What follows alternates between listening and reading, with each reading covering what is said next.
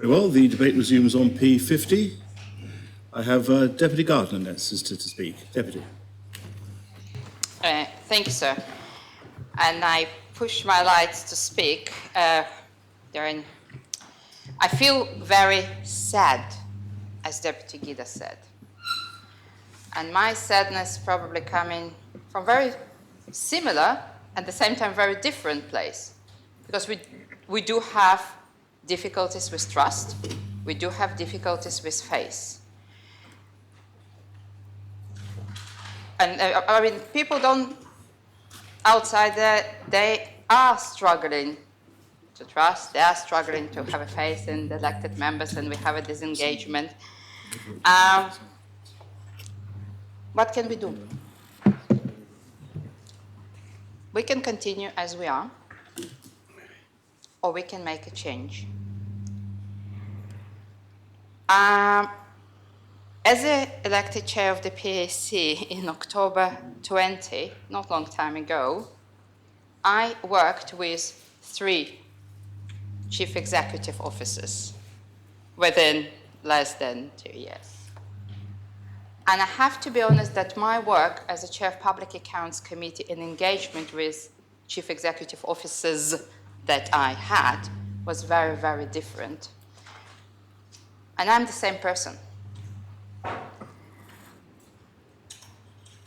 I do agree that it comes from both ways. If there is a big difference for me between a transcript and minutes, I never requested as a chair of PFC on behalf of the Public Accounts Committee transcript to get word into word into head. I requested minutes, and I have to be grateful because as the chair of PC, we have been provided with all minutes that we requested. This should be the way. And I've been on different scrutiny panels, engaged with different scrutiny panels. I understand there are different experiences, unfortunately, across scrutiny panels about requesting minutes. From experience of the Public Accounts Committee, we received very sensitive, very confidential minutes, which were extremely helpful for us to understand what's really happened and to speak with the right stakeholders, because it's always not one person, it's the team that work. And I was very clear to the public and also very clear to the executive, and unfortunately Chief Minister is not here because we did have several conversations. For me, come out to the public and to say, I've seen it, and Public Accounts Committee, this is the findings and this is the recommendations on base of what we've seen. We cannot, because it's confidential and we respect confidentiality, but to be completely 100% stand behind findings and recommendation of the Public Accounts Committee, I need to be sure that what I'm saying, it's not just from the words, I've seen some evidence, even though that I cannot reveal them. And it's happened not once, and it's happened not twice. And I'm also very grateful for the last year and a half engagement that we had as a Public Accounts Committee between executives and Public Accounts Committee, because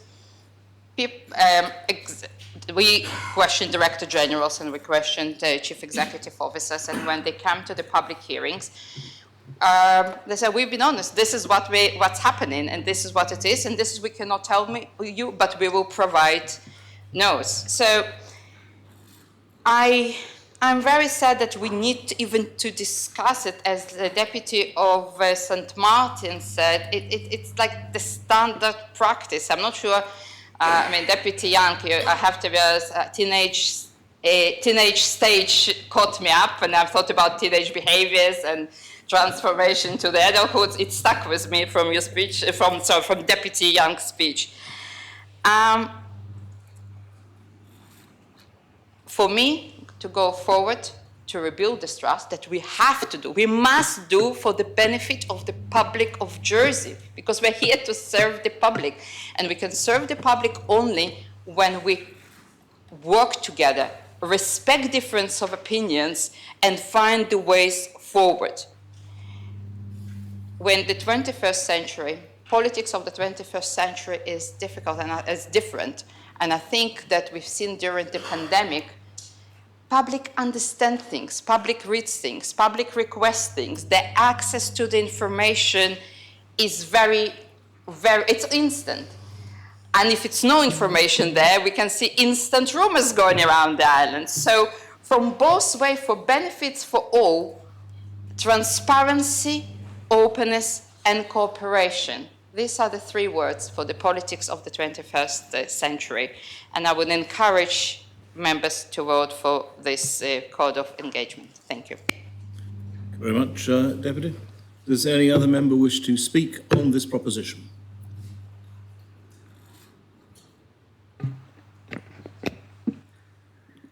Deputy Ward. Thank you, sir. I'm glad we've had a lunch break, because I think we've all stood back a little, because I think some things that were said were quite offensive to what's been happening in scrutiny, actually, and the work that we've been putting in over the last 4 years. Some of us who have stepped into this assembly for the first time have committed massively to our roles as in scrutiny, and engaged with the code of conduct as our set of rules. That doesn't mean what you do is perfect, but what it means, I think, to have that integrity question, which I think what is happening there, is fundamentally wrong. And not just fundamentally wrong, I think it fundamentally demonstrates why we need to accept this proposition as amended. Because there needs to be greater transparency between the sections of government. And the executive has been set up, has a duty to report to scrutiny so that scrutiny is fully informed. And the part of the proposition, which I was just scrolling through, I thought someone else would speak because I was just trying to link two parts together, which are about 4 pages apart, so forgive me, sir. Part 35, the Council of Ministers will consider is changed to will provide. Now that's really important, but the next part of that, with relevant items, part B, minutes of Council of Ministers meeting and upon request, in accordance with the process and criteria established for part B reports. So already there is a set of guidance as to the way they will be used. And this notion that what's happened is that scrutiny has simply become opposition without any evidence or as a scrutiny process of that is really difficult to accept. We may not have liked the opinions expressed, and sometimes they may not have been expressed perfectly, but if anyone in this assembly can honestly say they've expressed themselves perfectly throughout their entire lives, then you are a better human being than I think virtually the entire planet, because that is not true.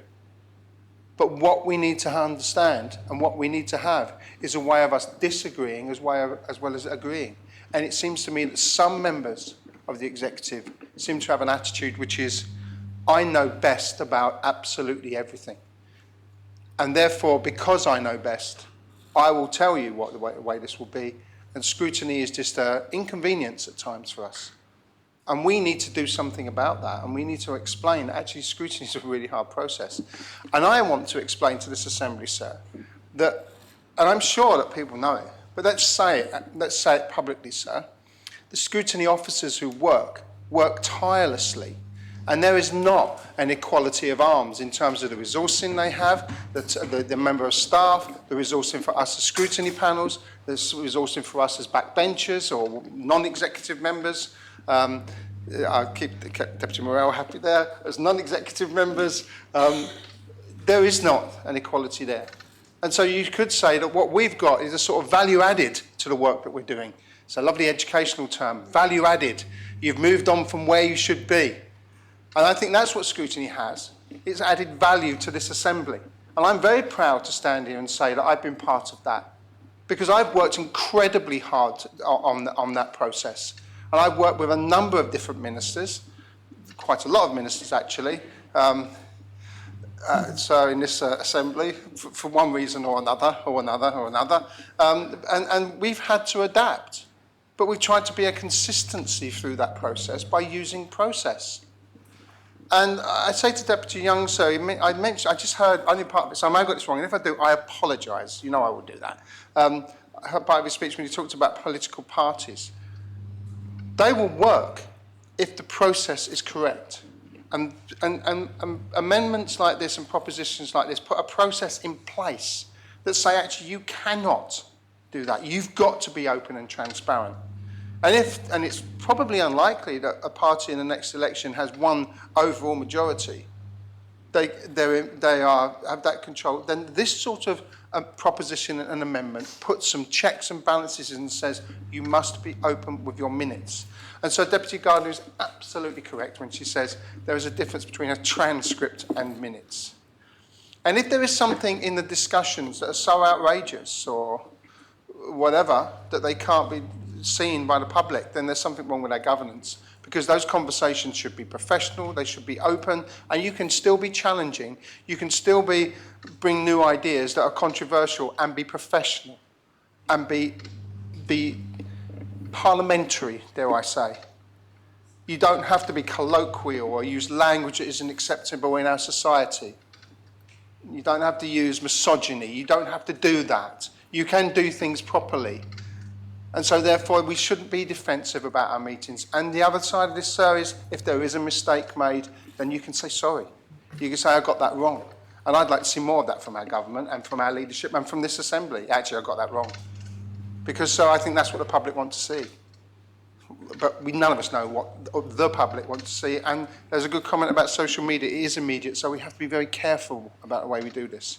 And so sometimes criticisms of scrutiny in this so-called opposition, what they do is they drag the process of what we're doing down. And it's already difficult enough to convince people that this is a valid place to be and it's valid to stand and put yourself forward. And to say to people, sir, about the amount of work is involved. The workload is enormous when you do this job well, or you try to do it well. So, sir, I think it's really important that we say that at this point. So I urge members to support this, in particular, and the really positive things about it. The amendment talks about the tracking of propositions and what's happened with them. So that's a really important thing. And I hold my hands up and say, I don't think as chair of my panel that we've tracked the recommendations that we've put forward well enough. And that is simply for capacity. And I look back now, and I've looked back at the work I've done over the last 4 years, and I've thought, I wish we'd have picked that up again. There was an opportunity there to go forward and see where that was. And I think that's where government and scrutiny need to work together. So the government say, actually, these are the things we've taken forward and these where we haven't. And the policy pipeline, for example, and an understanding of what that means for us and our work is vital.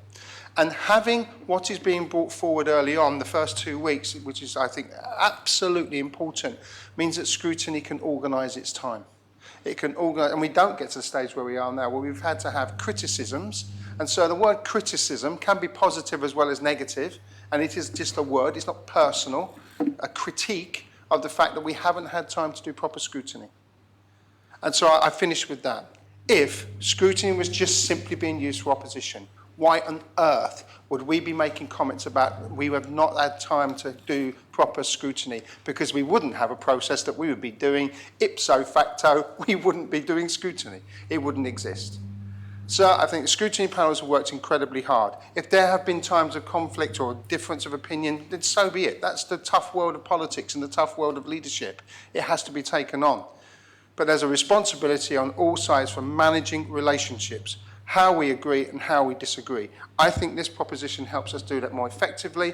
I think it puts some checks and balances in place, and we should not be fearful of anything we say being public. We are public figures, like it or not. That's what we stood up for. And that's the responsibility that we bring to this assembly. So I urge members to support this proposition. Thank you. Very much, Deputy. Does any other member wish to speak on the proposition? Deputy Pamplin. Thank you, sir.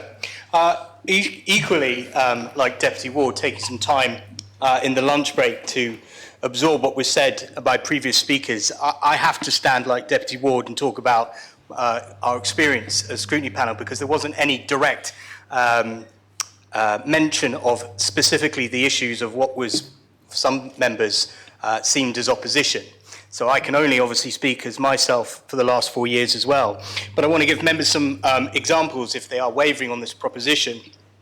Two that are very true. This is our final piece of work. It's a 148-page follow-up review of mental health services. This could only succeed and only be good for the future of the island and improving services if we had the buy-in and support of the Minister, his staff, and the staff in HCS, because that is what's produced this.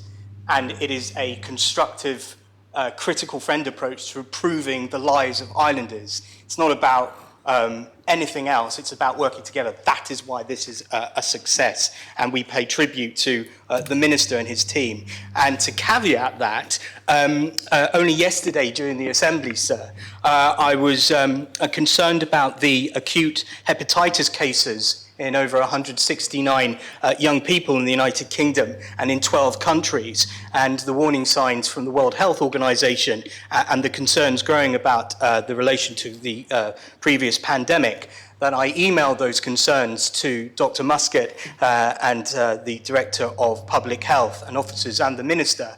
And within 10 minutes, Dr. Muscat emailed me a most comprehensive, detailed response that queried my responses. He didn't need to do that, but he did so because I believe in the question of trust. He understood where my thought process was from, for the good of the island, to help our scrutiny process. I don't think if the trust hadn't been there and the relationship I developed alongside my colleagues with the Minister's team in scrutinising the Health Department the last 4 years and the pandemic, I wouldn't have had such a response, so constructive and thoughtful. And that, for me, shows it does work, because at the beginning of the pandemic process, we were briefed. I was briefed confidentially on something very, very serious that I've never spoken publicly about, and I believe that proves it does work. So I just wanted to share that with the members, if they were concerned that what they were hearing, that across the board, that there is no such thing. I would dispute that, and I can prove that by speaking what I've just said on my feet wholeheartedly. And it has been, that's how it should work, I believe. And I just wanted to share that so it proves it does work, and pay tribute to those on both sides. I think that is very important for everybody, especially members of the public, to hear, not what they were hearing earlier today. Thank you, sir. Very much, Deputy. Does any other member wish? Oh, Conor Tapperson Lawrence. Thank you, sir. I just want to speak briefly to this. I joined the Assembly in 2005 when we changed from a committee system of government to the system that we have at the moment, the ministerial. And I wasn't approached to consider being an assistant minister, and immediately went over to the scrutiny side of things, and I absolutely loved it. I felt that I knew what was going on. I was engaged with, certainly with the panel that I eventually chaired, and it was a really good training ground as far as I was concerned for being a member of this Assembly. I like asking questions and absolutely enjoyed doing that, and it stood me, I think, in good stead. I became chairman of the scrutiny panel, of which I was vice chairman, because at that time, the chairman leaked a document that had been given to us in confidence. And there, not many people will remember this, but there was an outcry at the time because he had chosen to do that. He knew what he was doing at the time, and it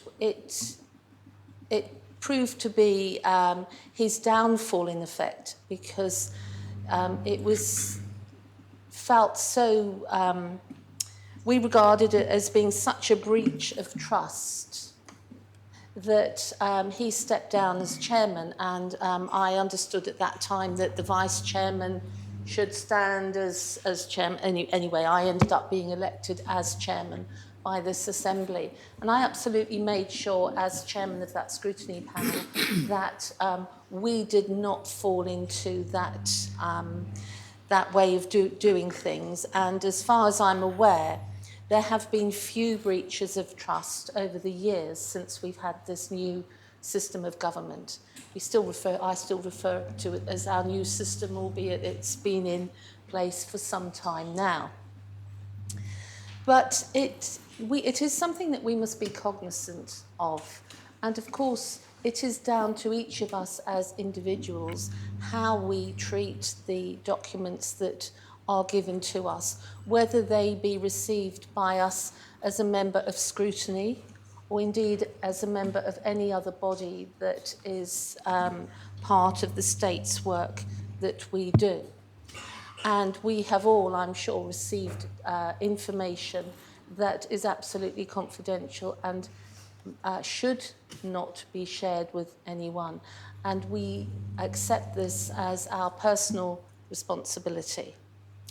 So I am a little bit torn on this proposition as amended, simply because having viewed the scrutiny process, I have also been involved as a member of the executive from being an assistant minister a couple of years ago. And, you know, we are all working for the public good, as we've heard mentioned a few times over the past couple of days. It's public service that we are all about in here.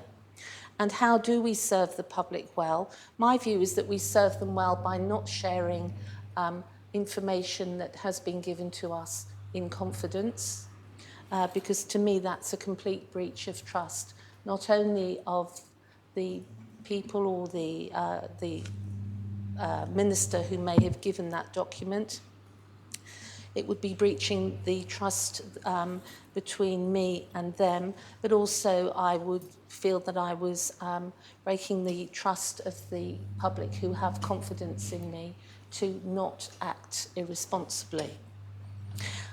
Having, as I say, been a part of the executive, albeit as an assistant minister, I am acutely aware that we do want to share as much information as we possibly can with colleagues across the Assembly.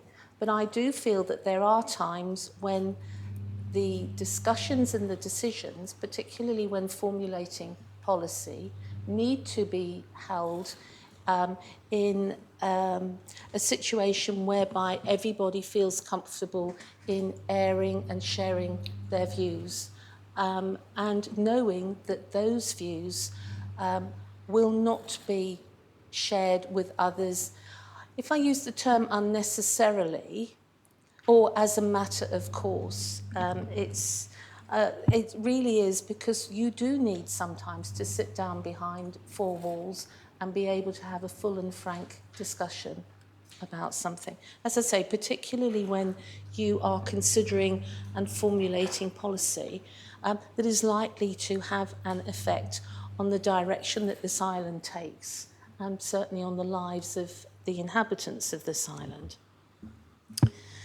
And I know when it comes to legal advice that is shared with us in our different roles across the Assembly, whether it be as a member of the Emergencies Council or the State's Employment Board, that legal advice is given to us in absolute confidence. And I am not sure that, I can't speak obviously for the law officers, but whether that advice would be constrained or restricted in any way, because potentially the minutes of those meetings would be being shared on a wider, broader basis than just the committee members.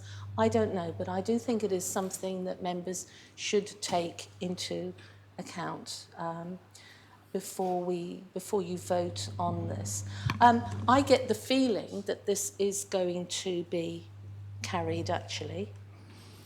And I would say that scrutiny has certainly changed since its inception in 2005.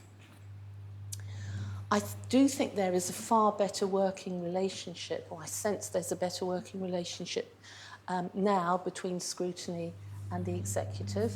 When Senator Moore was the Home Affairs Minister and I was her Assistant Minister, scrutiny was actually our priority in everything that we considered. And I think the reason for that was because we had both come up through the ranks of scrutiny. As I say, to me, it's an excellent training ground for all of us. And I do feel that and we do still have some members here who have gone straight into executive positions without having, I think we still have them, without having served on scrutiny, certainly 2 senior senators. And to me, I actually feel that that is noticeable, that perhaps scrutiny isn't always paramount in their minds. And someone mentioned earlier that it used to be a critical friend. I think that was the term that was used, that it used to be. In my view, it must always be a critical friend. And the term friend implies not that you have to not that you have to share everything. You don't have to share your decision making, but you do have to be as open and transparent as you can be. Now, members may decide that that openness and transparency is such that they are able to support this proposition as amended. Reading through it, it all makes good sense to me. My caveat is that I am a little bit concerned about the minutes, but on the other hand, of course, why don't we give it a go and try it? Because if it doesn't work, we will know that it doesn't work, and it will be up to members of this Assembly to put that error made potentially by us today, to put that straight and correct it. So that may be a little bit contradictory, my message coming across, because I do feel that we shouldn't be restricted in our thought processes by the fact that potentially they will be shared with others and potentially then shared again with the wider public. But I think there was some uncertainty a few years ago when we were considering introducing broadcasting the States Assembly, particularly when we were considering it being, I think, live streamed. That's what it is, isn't it? It's being live streamed. But actually, we may have been a little bit apprehensive in the first place, but you get used to it. And you just carry on as normal. And we forget that potentially we are being watched. Certainly we're being heard through the auspices of the local radio, but potentially what we say when we stand up in here, we could be being viewed anywhere across the globe. I imagine if anybody wanted to actually give up their time and watch what's going on here. But as I say, we get used to it and it becomes part of the norm, part of what we are doing. And I think weighing this on balance, I believe that I do think, and maybe I can refer a question to the AG, sir, please. You can at any stage, yes. For clarification. If the AG could just remind me, please, sir, whether my recollection is correct or not, that legal advice given to potentially States Employment Board or Emergencies Council or Council of Ministers, is that able to be redacted? Is it given under confidentiality? Can it be redacted potentially in minutes that would be provided to scrutiny in this case? I can't remember, but I have a feeling that that is able to be possible. And if that is so, that would give me more comfort about supporting this today. But maybe the AG could just advise, please, sir. Mr. Tony, are you in a position to assist? Yes, sir. I'm grateful to the Constable of St Lawrence for the question, or the two questions, and the answer to both questions is yes. So law officers' advice is given to members in whatever capacity, whether it be as ministers, council of ministers, or backbenchers, members of scrutiny panels. That advice is given in confidence, because a fundamental part of our role in giving advice is confidence, because it means that we can give full and frank advice without any fear of having that advice published all over the place. And in terms of redaction, yes, again, the answer to that is that the advice can be redacted, and we have arrived at a process where, for example, in relation to the competent authorities ministers' meetings, our advice has been redacted from those minutes, and I'm sure the same would happen in relation to Council of Ministers' minutes. In terms of the amendment to deal with provision of Council of Ministers' documents, I'm assuming that any advice that goes to ministers as part of those sort of B item agenda, those B agenda items would also not be passed on to the relevant scrutiny panel, because in the documents that are before the Assembly, in both codes of practice, identical provisions appear concerning the confidentiality of law officers' advice. Thank you.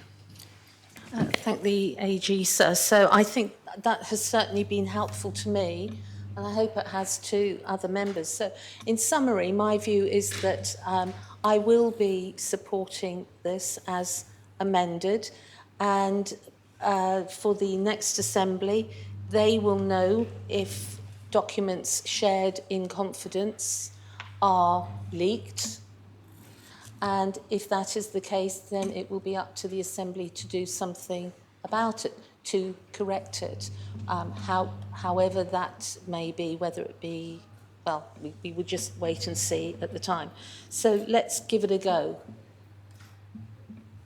in my view, and treat everyone with respect and belief in the Assembly, belief in the elected Assembly of the States of Jersey, that when you are elected to it, you actually behave responsibly. Thank you, sir. Very much, Conor Tabb. Deputy Hebra. Thank you, sir.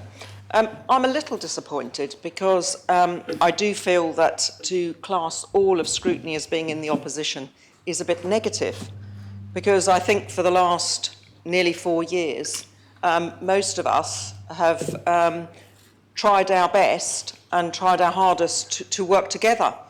And certainly as the chair, at the very last minute, I was approached to become the chair of the health panel, and I took it on, not really, if I'm honest, knowing much about it. And with it comes an awful lot of responsibility, but also a lot of other panels as well, which I clearly didn't know, and some of my other colleagues didn't either. But the thing is, sir, is that I've never, ever thought I was opposition, ever. Because I'm not part of a political party for a start, I'm an independent. And whatever happens if I stand for election again or not, I will still remain as an independent. I'm an independent thinker, and sometimes that doesn't always do me any favours, I have to say. But the thing is that I think for myself and I do what I think is right. And I think what we need to remember is that when people talk about things being leaked, if they're leaked, then usually we know who they've been leaked by. So challenge that person. Please don't challenge me, because I've never leaked anything. I spent all of my working life working in areas where I've had far more sensitive information than most people probably sitting in this room, maybe with the exception of you, sir, or the Attorney General. But the whole point is I don't leak information. I never have and I never will. And I find it actually quite saddening that somebody would ever think that I might. And so if there is a problem and something's leaked, then make every effort to find out where that leak comes from and deal with that individual. There was one thing that used to annoy me and my colleagues when your supervisor would call you into a big room, all of you, and tell you all off because one person had done something wrong. And so we need to make sure that if there's leaks, that they're dealt with. That's therefore means that we should be able to share information. We should be able to have the access to the necessary minutes of the meetings that we need. I've been briefed, like as Deputy Pamplin said, in relation to some information mostly to do with health, probably less to do with social security. And we've been asked to keep the information, and we have. And I don't think the Minister would ever question that that hadn't happened. We've had an exceptionally good working relationship, and where things have needed to be improved, we've not been negative. In fact, maybe some people will have saw the interviews yesterday for the release of that last review of mental health services. We weren't negative because it doesn't help anybody to be negative about anything. We are in a small island where we have resources and we have things that you only have one choice, take it or leave it. So you have to be positive and you have to work together. And so scrutiny and the Council of Ministers should be working together. We shouldn't be in this position. We should have never been in this position where we don't get information. We should have always been able to have information. Instead, what we find is that there's about 25 files across the road because they won't actually provide it to us. We have to actually physically go into a room to read something. It is, to me, just not a good situation. And it's not good for the way we work, quite frankly. And let me just say, the last public hearing with health, two very senior members of health, and we haven't always agreed, we've challenged along the way. They turned round to me and said, "Thank you so much for working with us. Thank you so much for being supportive of us. And thank you for not, when things aren't always going so well, for not being negative, but always trying to be positive and always trying to move forward and make things better for Islanders. Because actually, that's what we're all here to do. It does not matter whether I'm the scrutiny chair, or if I was the health minister, or if I was the scrutiny of education or the education minister. We should all have the same remit. All we should have is the fact that we want to do the best by Islanders. And the only way Islanders will get the best out of this assembly is by everybody working together. And that does not matter what we're doing and what roles we participate in. It's about working together, and I think we need to learn it, and fast. Thank you. Thank you very much, Deputy Hegra. Deputy Morell. Thank you, sir. And Deputy Lehegra is absolutely right. We are here to do the best for the island, and we need to work together. Sir, when I came into this role, I had high expectations of government. And as a scrutiny member, the scrutiny chair, I believe I reflected that. Over time, I learned perhaps to minimise my expectations of government and perhaps expect slightly less. But whilst that may have changed, what hasn't changed is my belief that government in Jersey, of all places, as I've said before, without a military, without our own nuclear facilities or things like this, Jersey should be a place of open government and transparency. And certainly, sir, when it comes to if I am re-elected, if I am in a position where I am being asked to vote for a new Chief Minister, their commitment to transparency will be hugely important in swaying my vote as to which person I vote for as Chief Minister. And transparency means an openness to scrutiny. In the 15 months that I have been in government, I really hope I have shown that, not just to the state's members, but also to the officers I work with, that being open to scrutiny is expected as a member of government. You are making decisions that affect the lives of Islanders as a member of government.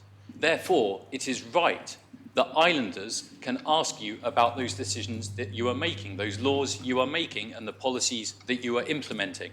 And any member of government who thinks otherwise has no right to be a member of government. Because that, for me, is a real basic tenet of a truly democratic society. Now, I do notice that most of the criticism of scrutiny comes from states members who have never or very little spent time in scrutiny. That to me shows that they lack an understanding of the role and they lack an understanding of what it is. Now, I'm not saying scrutiny gets it right every time. It doesn't. But I can promise you government does not get it right every time as well. That's why we need each other. Now, unfortunately, when the decision, as the Constable Saint Laurent said in 2005, when the decision was made to move away from a committee system, unfortunately, what it did is that that decision created a them and an us. And as we all know, information is everything. We live in an information age. And information suddenly was restricted to only those members of the Council of Ministers and their assistant ministers. People in scrutiny were left, and I can attest to this as having been in scrutiny, are left trying to not just find the information they want, but trying to understand what information it is they want in the first place. Because I have seen with my own eyes how government can play games with that and can make life very difficult to access information. This is public information. This is the information of the people of Jersey. When you are elected as a minister, you do not gain some aura which makes you better than other people in this island. When you become a minister, you are given a responsibility by the people of the island. It does not elevate you in any way. It does not elevate any member in any way whatsoever. In fact, it brings you even further down with other people, because now you are trying to understand their problems and understand how best to solve those problems. So Deputy Guida earlier said that he had been triggered in a previous debate. I'm certainly triggered when I hear criticism of scrutiny, which places all the blame on scrutiny and does not look inwardly at the Council of Ministers itself and look at perhaps some of the decisions. I know that we have heard about the STAC minutes, competent authority minutes. I mean, this is where the government itself has let itself down.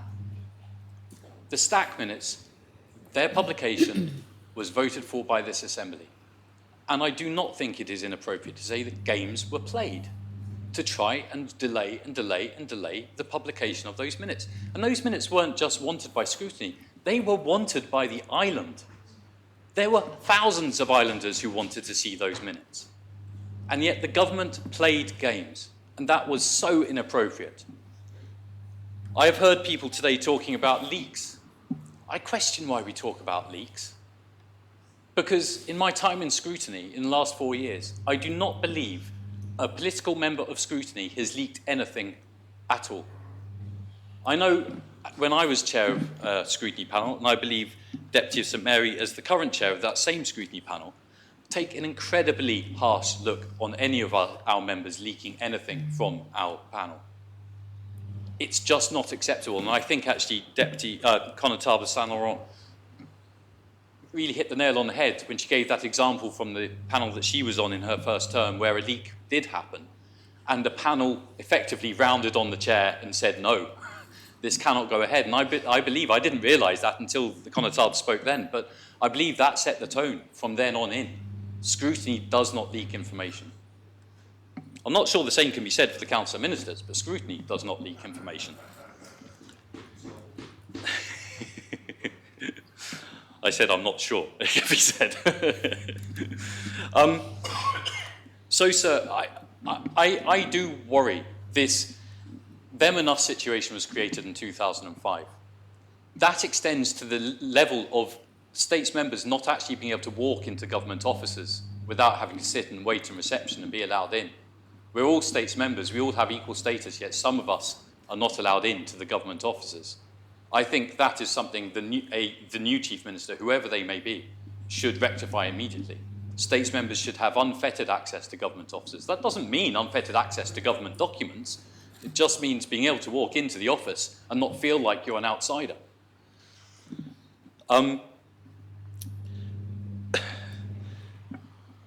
There is...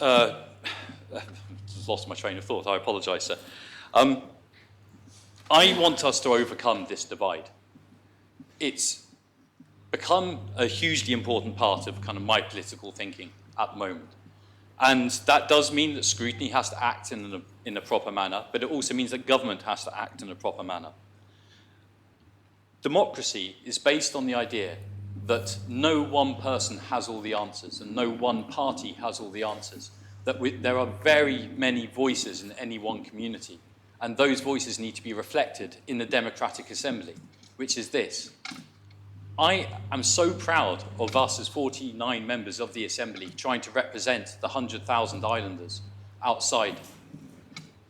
And any attempts to reduce those voices, any attempts to reduce scrutiny, and so create an unaccountable government, need to be fought by every single member in this Assembly.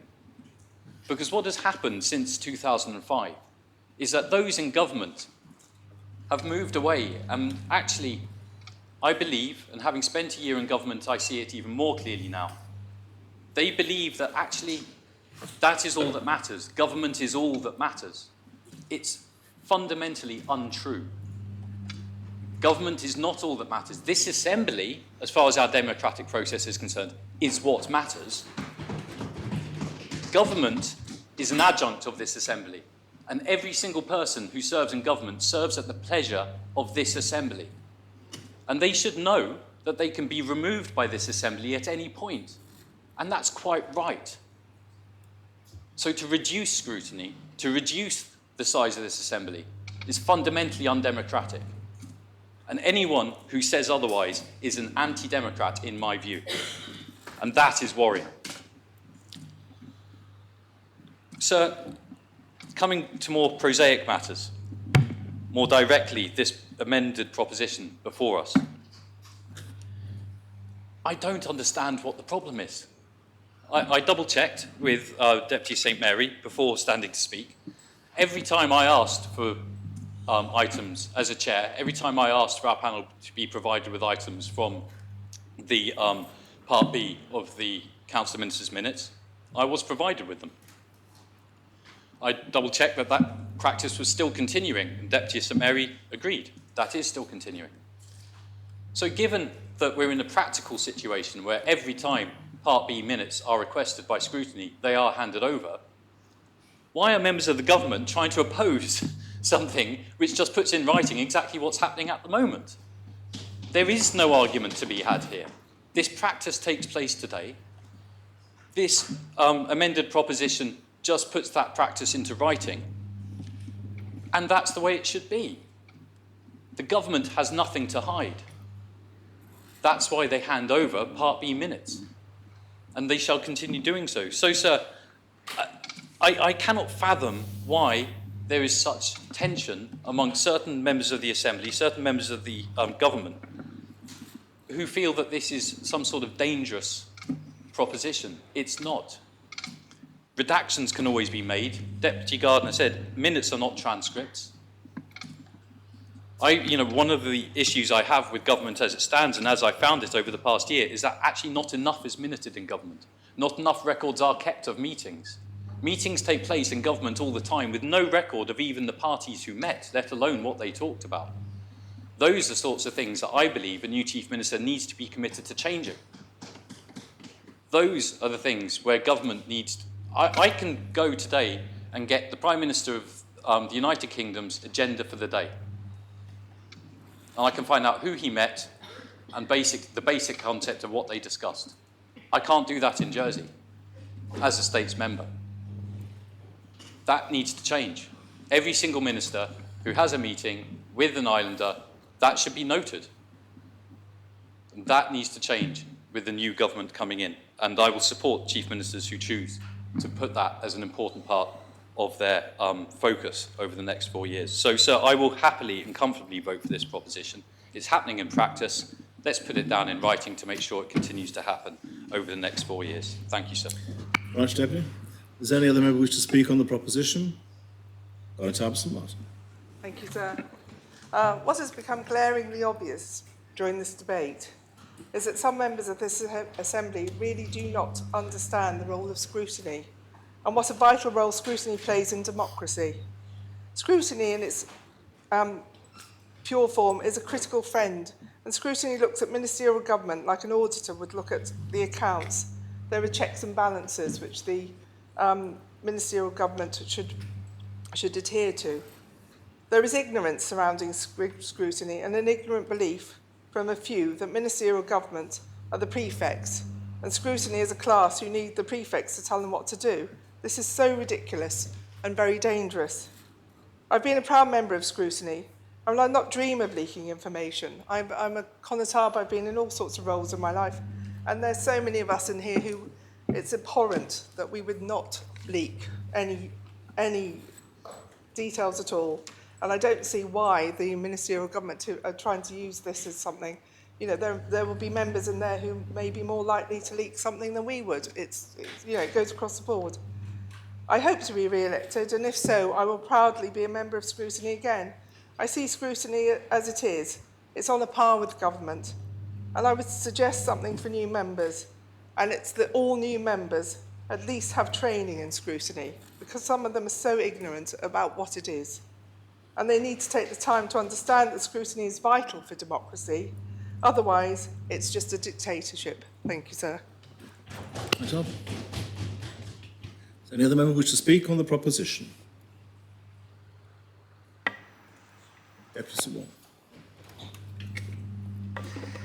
Thank you, sir. I feel I'd like to rise to endorse much of what has been said by Deputy Lahegara and Deputy Pamplin, who are respectively the chair and vice chair of the scrutiny panel that has scrutinised me in recent years. And I thank them for the good working relationship that we have had, and I endorse what they've said. They've put in plenty challenge, quite rightly, and they've made me and officers uncomfortable sometimes. But as they've said, it's never been with the intention of being negative or trying to destroy anything we're trying to do, but to act as proper representatives of this assembly and ensure that the public good is reached. We've had perhaps some difficult argy-bargy times when we haven't always agreed immediately, but I think it has helped that I had previously served in the previous term as a scrutiny member and chair, and therefore I understood what scrutiny needed to do. That certainly does help, I feel, and you know, understood scrutiny's role and had respect for that. So, should this change be made? I think let's do it. Let's give it a try. Though I don't have that absolute confidence as yet that confidentiality will always be observed by everybody in scrutiny forever and a day. Yes, most scrutiny members, most non-executive members will absolutely observe that confidence, but not in this present term and not with the present scrutiny panel, but unfortunately with the scrutiny panel that I previously headed, there were instances where documents received by us in confidence were used, were leaked. Why? Because it suited a political agenda. And I think members must be realistic that, you know, that will probably happen. And therefore, scrutiny needs to itself establish some robust means of ensuring ways of preserving the confidentiality. It's not just saying, yes, this is our code of conduct and we're all such good people, we're going to act properly. Because like in the Council of Ministers, we're all different. We've all got different motivations. And sometimes it won't work exactly that way. So whatever can be put in place to ensure that there is a rigour about maintaining confidentiality, not for the sake of the ministers, but for the sake of the people involved in the sort of decisions that come up to the Council of Ministers. So there might be commercial interests which need to be protected. It can just stymie and certainly not be in the public interest if suddenly confidential negotiations being conducted on a commercial basis are thrown open and everyone sees what's going on and knows how commercial providers are tendering and the like. That's just no good. You won't have them working with government in the future, or they're going to be very cagey. So that mustn't happen. But there are also some very personal issues, so in health, about sort of treatments being given and the like, which I certainly hope would never, the confidential details wouldn't be released, but it's quite possible that such things might happen because people would want to criticise a lack of treatment, for example. So I wish scrutiny to work in a way that is that critical friend with government, and I think we can proceed to release those minutes. I think perhaps now is the time in the relationship between scrutiny and the executive to try that. Let's not say it's forever and a day, because now then the onus will move to the non-executive members to show that they will handle some of this sensitive material on a confidential basis. And where it does not, then scrutiny must have that process, rigorous process, to deal with its members who fail to observe it. So, and I'd simply like to say, sir, because some remarks have been made about the CAM minutes, I'd simply like to tell members that not all CAM ministers were in favour of the process that has been adopted. Thank you, sir. Much. Does any other member wish to speak on the proposition? No other member wishes to speak? Then I close the debate and call upon Senator Moore to respond. Thank you, sir, and I thank all members who've taken part in this debate. It was unexpected, but actually it has been an important debate, and a number of really interesting and important points have been made. And I'd like to start by thanking the Deputy of St. Juan for sharing that final piece of information that he did, which is much appreciated, and I'll move on to that in a little while. Senator Valois, when she spoke, was absolutely correct. Effective scrutiny makes ministerial government work, and without it, ministerial government would not function. The focus of this code of practice is about organisational structure. And for example, the sharing of the policy pipeline, which is absolutely vital and I think will strengthen the process from both sides. One member just mentioned the recommendation tracker, and having that as a shared and live document between both government and scrutiny in future will be, I think, a much better way of holding the government to account and each party doing their respective work. The sticking point, of course, has come on this issue of the minutes. It's regrettable that the Chief Minister has taken the stance that he has. It has been, unfortunately, a constant battle to receive information, and particularly minutes, which seems to be a big point of sensitivity. Senator Pallett and others have reminded us that the new Code of Practice stipulates that the minutes shall be shared with the relevant scrutiny panel confidentially. But the big point is, not only will they be confidential, and it has to be said that not one scrutiny member of this Assembly has, during this term, as far as I'm aware, broken confidentiality when we have been bound by it.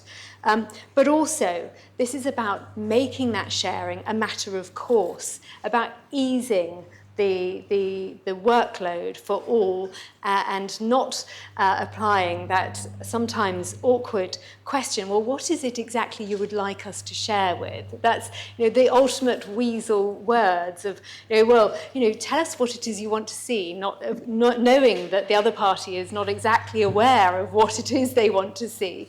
And so, this is about stopping that game playing and having a proper, open and transparent process where everybody knows where they stand.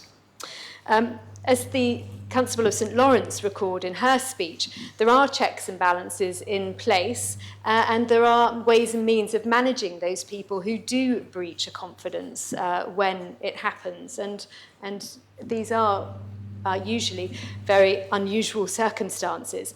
And if I could assist Deputy Masson, this is about consistency, as I've just said, ensuring that things happen as a matter of course. It has been difficult and frustrating during the past 4 years, to the extent that in November last year, this Assembly voted to support scrutiny and ask the government to share the competent authorities' minutes confidentially with scrutiny. Well, and this is where the Deputy of St One's comments, I'm very grateful to him for that, because as members I think are probably aware, we have now received those minutes, the majority of them anyway, but only in hard copy. And we can go to a specific room and look at those minutes in their hard copy form under observation. But that is a very time-consuming process, and B, not at all helpful. So we can't conduct a word search, for example. But that, I'm afraid, is the level of behaviour that we have experienced and the treatment that we have had to confront at times, which is regrettable. Transparency is one of the Nolan principles because it should be a given in public life. The public have a right to expect it, and they have a right to expect that the people they elect to represent them observe those very simple principles in public life. And we saw this during the pandemic with, as others have mentioned, the calls from the public to have a greater understanding of the decision-making that was going on behind closed doors. And eventually, the Stack minutes were published, but it was a battle, and it was an unnecessary battle. This proposition simply calls for, amongst other things, the minutes to be shared in confidence and to be shared as a matter of course. And I hope that this amended Code of Practice will assist in rebuilding that trust, because it does need to be rebuilt, particularly with those who are about to hold us to account next month when they have their opportunity at the ballot box. Accountability is an important part of our work. It is essential that government is held to account throughout its term of office, and that is the job of scrutiny. But it can be done, as I think we have all done it, in a respectful and constructive manner. It was a shame that Deputy Gida suggested that there had been an opposition in effect during this term. Clearly, from our perspective, and I think many members have expressed their view of their experience in scrutiny this term, that has not been the standpoint from scrutiny. What in fact has proved very difficult has been the aggressive, snarling behaviours that we have experienced from some members of the executive. We have maintained our dignity, and we've responded with all the respect and calm we could muster, however unpleasant and bruising that has sometimes been. And it has been difficult. I have to admit, sir, many people say, oh, well, you know, as we talk to people about whether they might consider a career in politics, they say, oh, I'm not strong enough, I'm far too sensitive to do that. And, you know, I have to admit that I am sensitive too. And it has been a real struggle sometimes. There have been particular hearings where it has taken a bit of time to recover from the behaviours that we have experienced. And that, I think, is a great shame. But I would like to publicly praise the work of all the panels, the members and our officers. Everyone who has taken part in scrutiny has done so with the intention of both improving policy and legislation and assisting the Assembly by informing them, by sharing the information that they've gathered and considered, particularly when debates are complex and sometimes technical.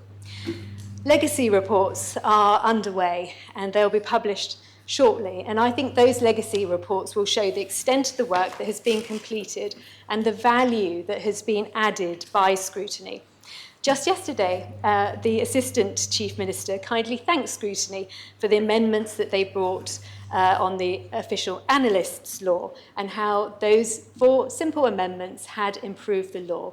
That is exactly what and how the job should be done, and I'm grateful to him for his kind comments. I commend the updated version of the Code of Practice to the Assembly, and I wish the future Council of Ministers and the Scrutiny Liaison Committee, whoever they may be, the very best for their future work. Thank you, sir, and I ask for the appel. Call for the appel. The appel is called for. I invite members to return to their seats. And I ask the greffier to open the voting, and of course those participating remotely to do so in the chat.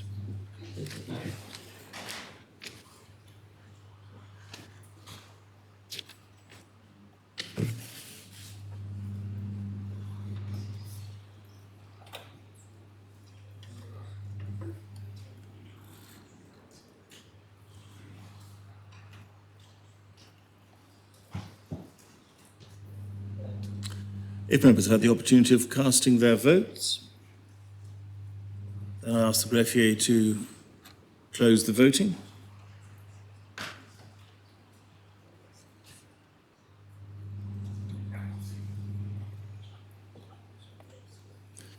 The proposition has been adopted. 41 votes pour, no votes contre, no abstentions.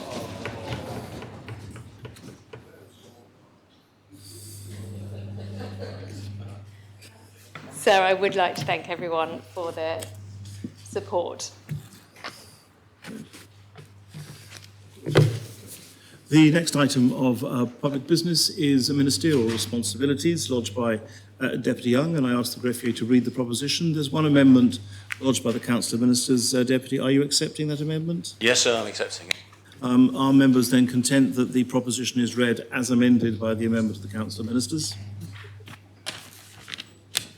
Very well, I'll ask the greffier to read the proposition.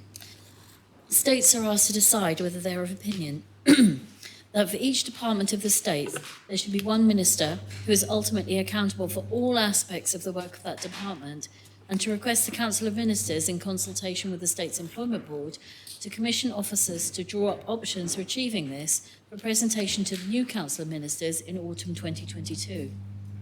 B, that the proposed establishment of a single legal entity for the Government of Jersey in place of Ministerial Corporation Sole, as set out in the Machinery of Government Miscellaneous Amendments Jersey Law 2018, should not be proceeded with, and the part of that legislation dealing with this matter should be rescinded, and to request the Chief Minister to issue law drafting instructions to this effect, so a projet can be considered by the next States Assembly in autumn 2022. And C, that the Chief Minister should be requested to review ministerial portfolios within the 6 months following a general election, with a view to presenting a report before 1st of January 2023 and annually thereafter, in accordance with Article 30A of the States of Jersey Law 2005, to the States on the outcome of that review, and bringing forward standing order changes to alter ministerial portfolios or legislative or standing order changes to address any other matters relating to the selection of ministers and ministerial roles arising from the outcome of the review. Much. Yes, Deputy Young. Thank you very much, sir. Yes, as I bring this proposition as a private member, and I think in doing so, it's entitled Ministerial Responsibilities. For me, this is bring forward a set of, I think, 3 key outcomes that I think can be approved and should be approved, which I believe are put into practice, would enable government, the next Council of Ministers, the next Assembly, to help improve the way our government machinery works. I think most members will know that I do have a bit of a history around this place. Originally, I was a civil servant under the committee system for many years, but I did have a role in the transition to the ministerial system, and obviously working on the details and the way it's set up. And I do remember a lot of the debates and issues amongst members of the day. And I think earlier in the previous debate, Senator Viola spoke about ministerial system being in its infancy. I think it does need to evolve and grow up in many ways as, through teenage years, 16 years on from December 2005 when the system kicked off. We've been through, 4 council of ministers, is it, since then? I think so. Now,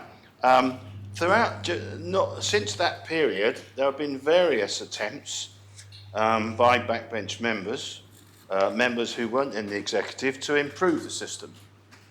The PPC subcommittee report, and I want to thank the PPC committee and I believe chaired by the Vice Chair, Senator Wawa, for this report, because I think this is a really helpful document. And I've drawn upon what I think 3 key themes that emerge from this report. And of course, I think I did that because I thought it important that the States has the opportunity to make those decisions which could be made and should be made in this Assembly in readiness for the new government. And I picked the 3 key things. I had expected some amendments to add to that, but unfortunately none have come. Well, there are lots of members who said to me, I'd like to do an amendment on this, which I'll talk about in a minute, but they haven't come. So there we are. Nonetheless, I stuck to the key facts that I think emerged from this report. I think if members will recall that I did bring a proposal to the Assembly as a private member again. It was debated on the 22nd of September 2020, so quite a while ago, and I asked for, I set out some terms of reference for what I sought to do as a review. And of course the States, I think my recollection of that in summary was the States members thought that my analysis of the problems were inherent in the system that we need to address was correct, but they didn't like my remedy, i.e. going out and getting another body to go and check these things. The view was we ought to be able to do it ourselves. So thank you for the subcommittee and PPC for helping us get to this point. Personally, I had hoped, and it's not a criticism, just an observation, that we would have had a kind of an action plan. There would have been time to have had that action plan by now. But nonetheless, the report exists, and I think its conclusions are clear. So now I wanted to just highlight, and I think this is important, what I was seeking to do in trying to assess how well government machinery is working. So I referred back to my proposition then, and I think these things are absolutely still valid, and they are driving, really, those principles are driving the proposals I brought today. It says what to consider whether the role of the Council of Ministers, Ministers and Assistant Ministers, and whether the current division of duties and responsibilities between these and officers are appropriate. Then, that's 1, then 2, the government departmental structure and whether the current political oversight, and that word oversight is important, direction and control of government departments is effective and appropriate. Now, I don't mean that whether ministers run the show, but I do mean that they exercise accountability and responsibility, and take responsibility for the actions and matters done by the executive part of government. So political oversight and direction, I think that's really key. And then it goes on, it talks about matters which are probably not really covered by proposition. But then I think I mentioned this is one where I had thought that there would be an amendment, but there we are. It says whether the current machinery of government enables all elected members to make an effective and meaningful contribution to policy development and its implementation, and if not, what changes would be appropriate to enable greater involvement of all elected members in these matters. And I think, interestingly enough, I think it's been very appropriate that this proposition followed a debate we just had about the role of scrutiny. And so my starting point in this, I'm absolutely with Senator Valois in this, that I suppose, because spent a lot of time in the committee system, I find lots of pluses in it. But we have a ministerial system. So the task is, how do we make it work? And I think the debate we've had on scrutiny just now will be a big step forward if members buy into that with their hearts and minds and follow it. But anyway, there's nothing in what I did hope the members, because the restriction on government is obviously the Troy rule.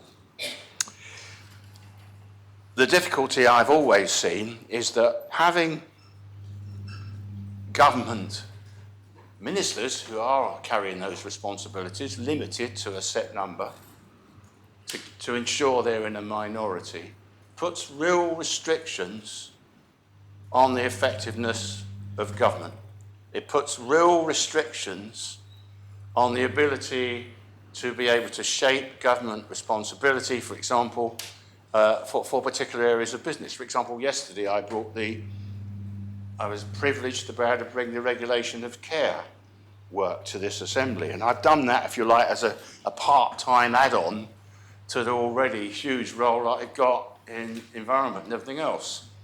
And I've done my best to perform that. But I know in my heart, when I told members about the work programme of how we're going to have regulations of hospital services, how we're going to go on to independent medical, that's a huge piece of work. And just making sure that that regulation of care action goes into practice, I think there was a real case for a social care minister. And how do we do this? At the moment, within the 21, you have to find somebody who can cope with it under their already big portfolio and squeeze it in. So anyway, turning to the actual three parts of my proposition. So, I mentioned in my report that under point A of the proposition, I talk about, for each department of the states, there should be one minister who is ultimately accountable for all aspects of the work of that department. That word accountable is really important. One minister of the work of that department. And so I'm asking here for the states, the Council of Ministers and the States Employment Board to draw up options of how this could be done for presentation by, just better check the amendment to see what's gone in. But anyway, whatever the amendment says, it basically, that review needs to be done, and then that, therefore, if there are changes, those decisions could be made by the next assembly or the next con. And I think that's important because the driving force for me there is that when machinery of government was set up there was a panel called the Clovia panel, and this was a really expert panel. I think it was about 8 to 10 members, I seem to remember, chaired by Sir Cecil Clovia, the late Sir Cecil Clovia, who was top man in the House of Commons executive, and with leading academics on public sector and key local citizens. And they came up with this, and they decided, and it was in their proposition, if I just pull it up here now, that there will be this principle of a single minister. And I'd like to read you the extracts. And it said, we recommend that departments, should be reduced to a much smaller number of portfolios consisting of groups of executive function having some mutual relevance. And that was because under the committee days, there was a vast number of departments. There was a real, vast number. And they said, we recommend that there should be substituted a number of departments which be few as 7, they say. Could be, not would be, could be. These would constitute the major departments of government. We further recommend that the political direction of each department should be the responsibility of a minister. So that got done, but this is the bit that didn't get done, and 1 or 2 other members. And this is the idea that I think people have had for ministerial boards over many years. I think we've had propositions that failed in this assembly by 1 or 2 votes many times, that every minister should have the opportunity to work. But you haven't had that, so therefore this emphasises the need to have that partnership with scrutiny. But the point is this, there's this responsibility for a single minister. And it says these teams should work together to produce policies by departments which will be subject to the approval of council and ministers presided over by a chairman of the council who would be elected by the state to be the chief minister. So that was the key finding. And so when they took that proposition to the states, it was approved on the 28th of September 2001. It says that basically, so the principle of each headed by a minister, no more than 10 departments of government should be established, each headed by a minister, as I've said. Now, what's happened, I'm not really sure why, because to me, I don't recall, and I can't recall, that state's decision has ever been changed. We've ended up with something called a target operating model of one government, which I think almost takes it, I see it like a Rubik's Cube. You take the elements of government, it's all scrambled up, because you then create 2 separate bodies. You have an executive of the civil service and you have a ministerial structure, which I pointed out on elected where there was a mismatch. I raised that, and nobody argues that there's a mismatch.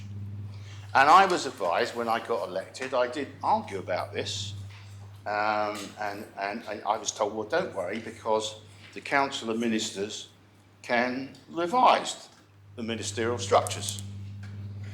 And that was the answer. But of course, has that happened? No, it hasn't. It hasn't happened. And of course, we got COVID and all this kind of thing that's probably got in the way of it. And so we went through a very, very unsettling change.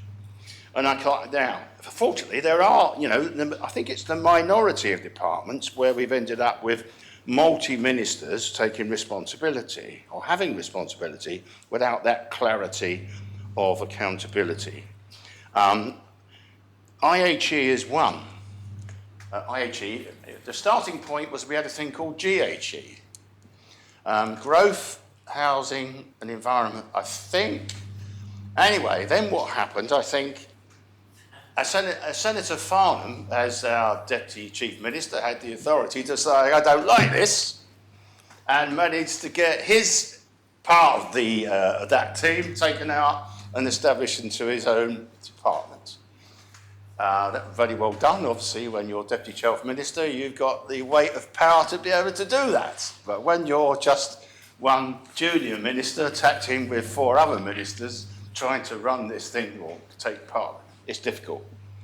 And of course, later on, Senator Gorse did the similar thing, but rather more structured by bringing an amendment to the government plan, which created a separate budget head, which meant that it had to have a DG, which effectively achieved the same thing. Now, those are the complexities of where we got to. So we have got parts of our organisation where we don't have, I think, that clarity of accountability and reporting. Now, what are the consequences of this? I suppose one of the things is that, from what I've seen, I have struggled with this, and members will know, the responsibility for the wise use of resource. For example, with the key thing, that no minister can do anything unless you can get access to resource. You need budgets. You need budgets. You need to be able to get set priorities and say, look, this is more important than that, so we want that done. And that's very, very difficult to do if you don't know what the detailed budget decisions are being made. And they're being made by the Director Generals. Well, they are in the case of IHE. So there's nothing personal in this. I'm just, because people are trying their best to make this system work. My criticism is about the system, and I ask Proposition A that I would like, please, the States Employment Board, who I think were the body that adopted the target operating model, I think they were. I don't recall it was ever discussed at Council of Ministers. I think it was just agreed at SEB. And I would like SEB and COM to work together to have a look to see how they can get us closer, at least, to the Clovier principle. And I think it's important because I'm absolutely sure the report says so. Weakened accountability, really weakened accountability. Now, I feel confident, I'm standing here, that I don't believe everything's gone wrong. Because, you know, we all have worked hard and I get on extremely well. I've been well supported by officers. But the system, I think, is not right. I think for me, I've been able to do that because perhaps as an ex-civil servant, I probably have got that understanding of how these systems work and might more effectively put my finger on it. But I think for new members coming in, I think we should try and improve that system. And of course, what I'm proposing under A basically says, please, will you have a look at this and come forward with a review? Then I'll jump now to change to part C. The Chief Minister should be requested to review ministerial portfolios within the 6 months following the general election, with a view to presenting a report to the States on the outcome of that review and bringing forward standing order changes to alter ministerial portfolios or legislative standing order changes to address any other matters relating to ministerial roles, blah, blah, blah. Now, when the machinery of government was set up, my recollection is that the departments, the ministers, the ministry portfolios were fixed. But then it became moved into standing orders. So there's a state standing order that says that when the Council of Ministers is appointed, there shall be these ministers, blah, blah, blah. Now, those portfolios can't be changed under the law. The law says 6 months. Can't be changed for 6 months. But then there is the power for the Chief Minister to change them. But my worry is that unless we have a device where these structure can be reviewed of what ministers we have and what portfolio they have, what will happen? The next group of ministers will get elected, and you know who's going to take on a role for 6 months, knowing it might change. It's probably going to set the whole way forward for the next 4 years. And I don't think that's a good thing because, for example, we're going to have a debate on carbon neutrality. I'm strongly of a belief we need a Minister for Climate Change and Energy. Energy policy is huge, really huge. I've already spoken about social care. I personally think having one minister responsible for the whole health portfolio is ludicrous. It is too big. Mental health on its own, massive. The whole issue of the Jersey care model, massive. So I think that a new government really does need to look at ministerial portfolios and see how can it use the numbers that it's got within Troy Rule, 21 members, to best effect, and be able to adjust those portfolios in a structured manner. And thankfully, the amendment I've got, I think, from the Council of Ministers helps do that because it talks about keeping it under review and annually and so on like this. So that's what I'm seeking to States members to do. So I'm not dictating what the answer is here. I want to set a process which will enable the next government to improve, fuse those things and make, if they think it's appropriate, to make changes. And that will be quite open and explicit that's going to happen. Point B is rather different. Point B is seeking to, be frank, reverse a change that was made right at the end of the Council of Ministers before the current one, to remove what is called a corporation sole and move to a single legal entity. And what that effectively meant, and that change was made in the law, that whereas at the moment each minister carries responsibility in law for the functions that they have, that a single legal entity would mean that those responsibilities become shared with all ministers. And so all ministers could effectively take any decision across any portfolio. Now that wasn't implemented because there are a massive lot of regulatory conflicts and all that kind of thing, and it required regulations that wisely have not been produced, and an appointed day act that wisely has not come forward. What I'm seeking to do is that this should be rescinded, that we should work within the corporation. So other places have looked at it. The Isle of Man that's had ministerial government for much longer than us looked at this and rejected it for the same reasons, I think. So my suggestion is that that should be reviewed. And again, it comes out of the subcommittee report. Very, very clear. So with that, sir, I think I make the proposition and I'll try my best to answer members' questions. Thank you. Very much. Is the proposition seconded? Yes, sir. Does any member wish to speak on the proposition? Well, if no member wishes to speak on the... Senator Ferguson.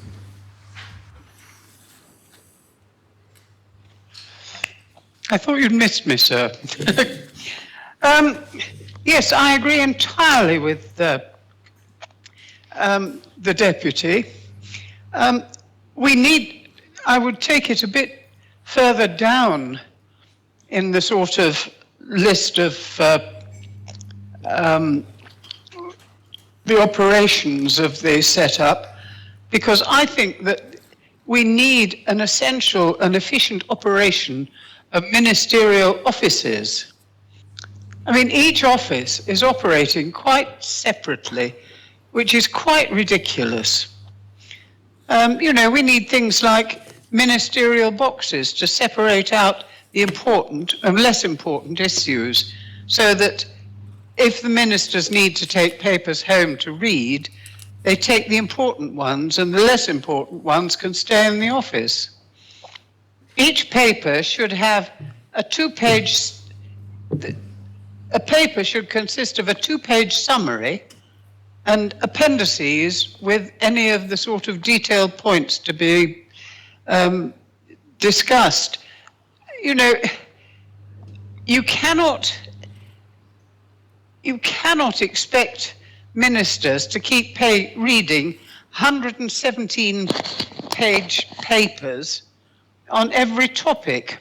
We need to curb the enthusiasm of civil servants for excessively long papers.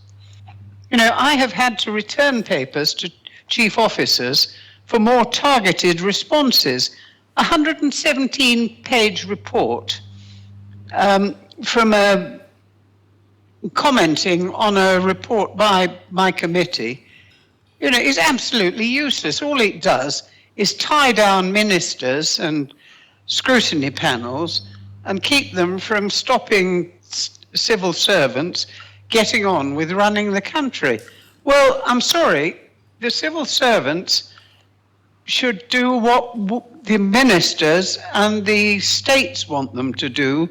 They should not be doing or forcing ministers to do what they want the ministers to do.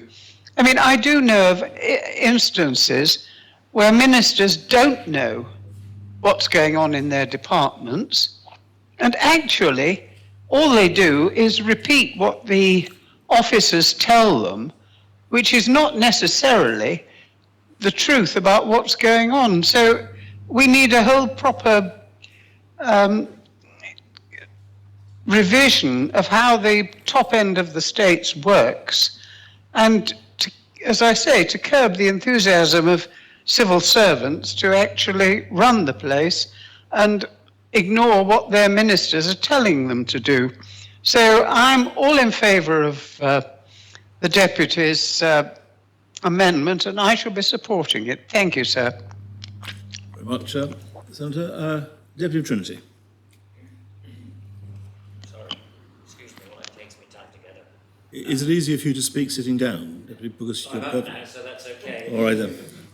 Sorry, it also gives me a great opportunity to actually follow on from the Deputy and from the Senator. Either they saw me coming or I was the biggest mug on the earth, dare I say. I ended up with 4 portfolios.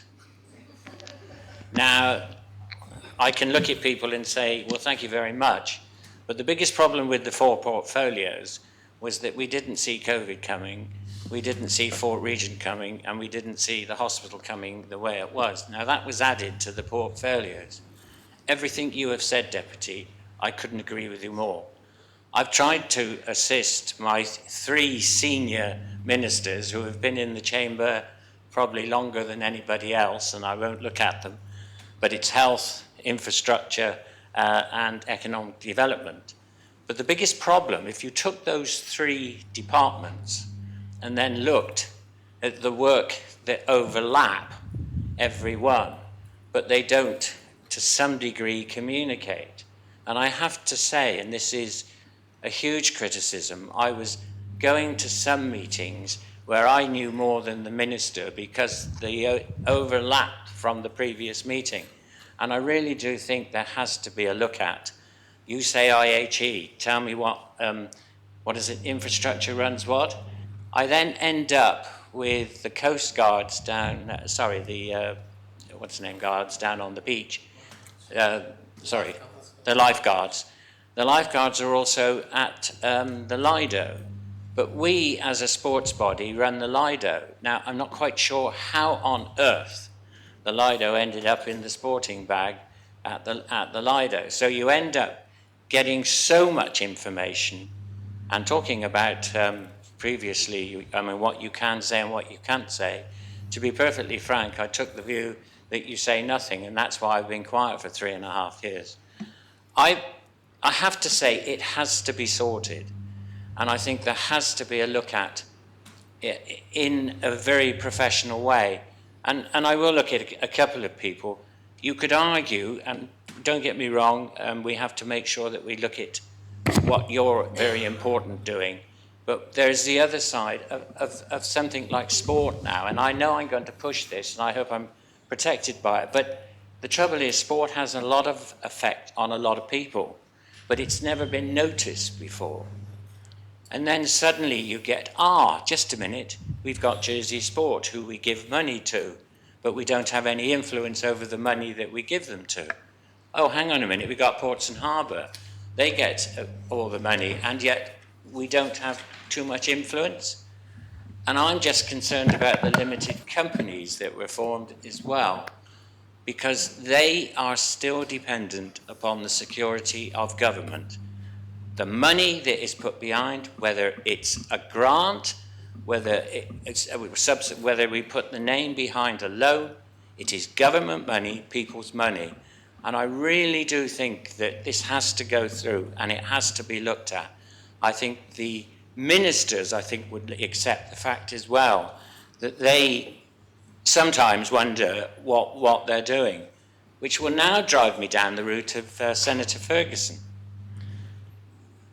I sit on quite a few boards. If I told you the smallest board I sit on was 43 pages, and the biggest board I sit on a monthly basis is over 100.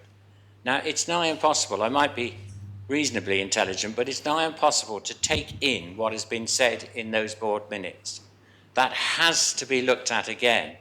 And I think that, dare I say it with the Senator, agreeing with her, is that the repeat that you see in the different board meetings that take place every month, dare I say it, are exactly the same. You change the date, but the difference is very little. And that has to be looked at as well. And I whether one stands, whether I'm standing or whatever, but you cannot do four developments like that. The other thing, which I will go back to graver than me, but there's a certain deputy behind me that does do it, it's very difficult to talk against your minister. And virtually everything that's come up this morning, lunchtime, this afternoon, has dealt with health, infrastructure, and economic development. Now, I'm not going to stand up and say I disagree with them, because that's the role, because I'm his assistant minister. Again, there has to be some, I don't know, it's all about getting together. It's all about providing information for the general public, which they want to hear, again, which I think is essential. I just would ask one question, sir, if I may, of the AG. Yes. The emergency board was one of the few boards that we weren't allowed to, the minister, we weren't allowed to, there was no minutes given out on the emergency board originally, were there? Because I sat on the emergency board as head of the Honorary Police, and I just should not, well, you were there, sir. I had to sign that document. I had to sign the document, yes. But the minutes didn't go out, did they? I'm not in a position to answer any questions sorry. directed to... Because I was sitting here and I was thinking there was one board, because I had to sign the document that this wouldn't... Nothing in my face should be taken as meaning Right. anything. The Attorney General... That tells you that I haven't spoke very often here, Yes, so I've got it wrong, but I'm not quite sure. But there was one board that we weren't allowed certain minutes out on, I'm sure. And I think it was the emergency board, to be perfectly frank. But I'll leave that with you. It's just a comment. But can I just say, which takes me back, it's been so positive today for the first time for a long time. It's realization that you've got scrutiny that just checks us. I mean, I've had scrutiny management at me, and yes, to some degree, you've got to turn it into a fun meeting, because it's the time that you get together and you find out, come on, are we all going down the same route? And the one thing that I learned from politics in the UK, you must respect the person that's talking to you. You might have his differences, but as long as they respect you and you respect them, we're going to go a long way. And this island could go a long way, and it has got so much to offer. But it does mean that we're going to have to work together. And dare I say it, we are going to have to sort out IHE, who's doing what. You're in charge of the swimming pool. I'm not in charge of that swimming pool, but he is. And that is what is going on. And I've got to say that. And there's a motion which has been accepted by the Constable of St Helier about the LIDAR, which, quite frankly, has been a farce. But am I allowed to say it? But today I've decided I'm going to say it. It's the way it works and the way the system works. And my God, we really do have to change it and look at it and to make sure that we're all together. But thank you. Thank you much, Deputy. Deputy St Mary. Thank you, sir. My comments follow those of the Deputy of Trinity. I appreciate the thrust of what Deputy Young is proposing, which is one minister per department, but I do invite him to consider the situation, the increasing situation where projects are the subject of more than one minister. He himself, I think, has had experience of one particular situation. My panel, the Economic International Affairs panel, has, to my immediate recollection, issued 2 reports in the recent year where there were 3 or 4 ministers who were required to give evidence. And certainly during the course of one of them, a ministerial policy group was formed. And I simply invite him to comment as to whether that is something which should be done at the outset of any particular project, so that the ministers are involved, are appointed, and there is, from day one, some accountability as between them. And the other follow-on point is a simple one, that if we are going to be changing ministerial responsibilities within 6 months of the election, it does follow that the scrutiny panels themselves will have to be reassessed, and that will need to be taken into account by members when accepting an appointment or seeking an appointment to those panels. Thank you, sir. Deputy Martin. Oh, thank you, sir, and it's a pleasure to follow the last speaker. And I can change my mind. I changed my mind in the last debate. I was, and it was listening to the Constable of St Lawrence and listening to where we were. But on this one, sir, I think today is definitely not the day we change anything about ministerial government. Deputy Young said earlier today, or somebody said, it's not young anymore, this government, Lark. We're more like teenagers. Well, no. This government, Lark, has changed every 3 years. It's collective responsibility. It's not collective responsibility. There's a minister for this. There isn't a minister for that. There's this. With 21 people. Might be 22, whatever the cut-off is, you have to have less. Now, we all have different understandings. To me, ministers make policies. They take them to the Assembly, they get them through. They bring the laws and the regulations to implement them policies. And then I have very good officers that run departments. Now, I have a massive department because they think, sir, I'm the Minister for Customer and Local Services. No, I'm not. The Customer and Local Services runs the front facing of the library, now the crematorium. They're taking on school grants, etc. Customer facing, that the officers who are paid, dare I say it, sir, 2 or 3 times more than me, do it full-time job, know the laws backwards and forwards, and they are doing it because that's what they are employed to do. I'm there, I've made the policy. On the, it's weird how we all look at different things, sir. Senator Ferguson, me, I've worked with her lots of times, but in the review body that Senator Walwa was running, she said that I should be in I should be in every department because, as I say, customer facing is what my officers do. But I should be standing behind my officers, kicking their chairs and making sure they're doing their work. No, sir. No, sir. I hear very, very quickly from the unsatisfied public, or I hear very, very quickly from the satisfied public, who are obviously quite satisfied. We moved everything to Lamott Street, and oh, thank you very much, we did. We moved staff behind the scenes, staff working from home, we've had COVID. But Deputy Young, he either wants a minister for everything, which was OneGov. We're going to go to have no assistant ministers. We're going to have a minister for everything.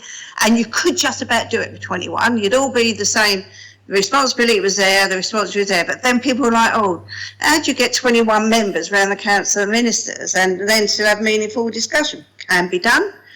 But my real concern, sir, about this today is our last Assembly. We're tying the hands of, and the point made about scrutiny as well, the next government that comes in will not worry about a strategic plan, worry about a gov plan. The first thing they've got to do is sort out who sits in what chair and what you call yourself. Well, no, this is for the next Assembly. Get your priorities done, get the government of the day, sort out what the public want, and then start looking at each other. We've had collective responsibility. No, now we're not collective. Some assistant ministers support, some don't. It'll be what it'll be, or we're all going to be ministers, because you can't do it with 10 ministries.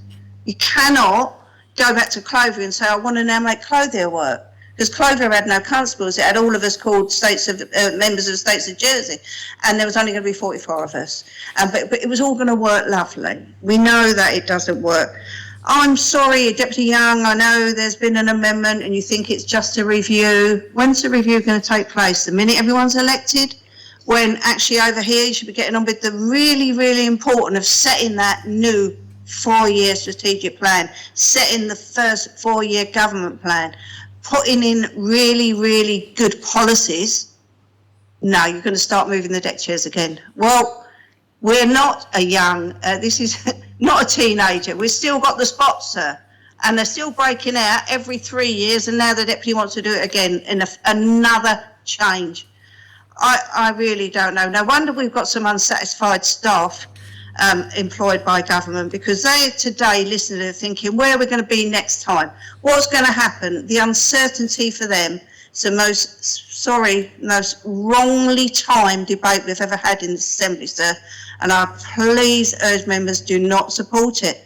Sorry, Senator, I'd rather see the writing on the wall. She said it herself. It was too near the elections to do it. So Deputy Young picked up the ball, ran for it, and he should have kept on running, sir, because he should not get this one over the line. Thank you.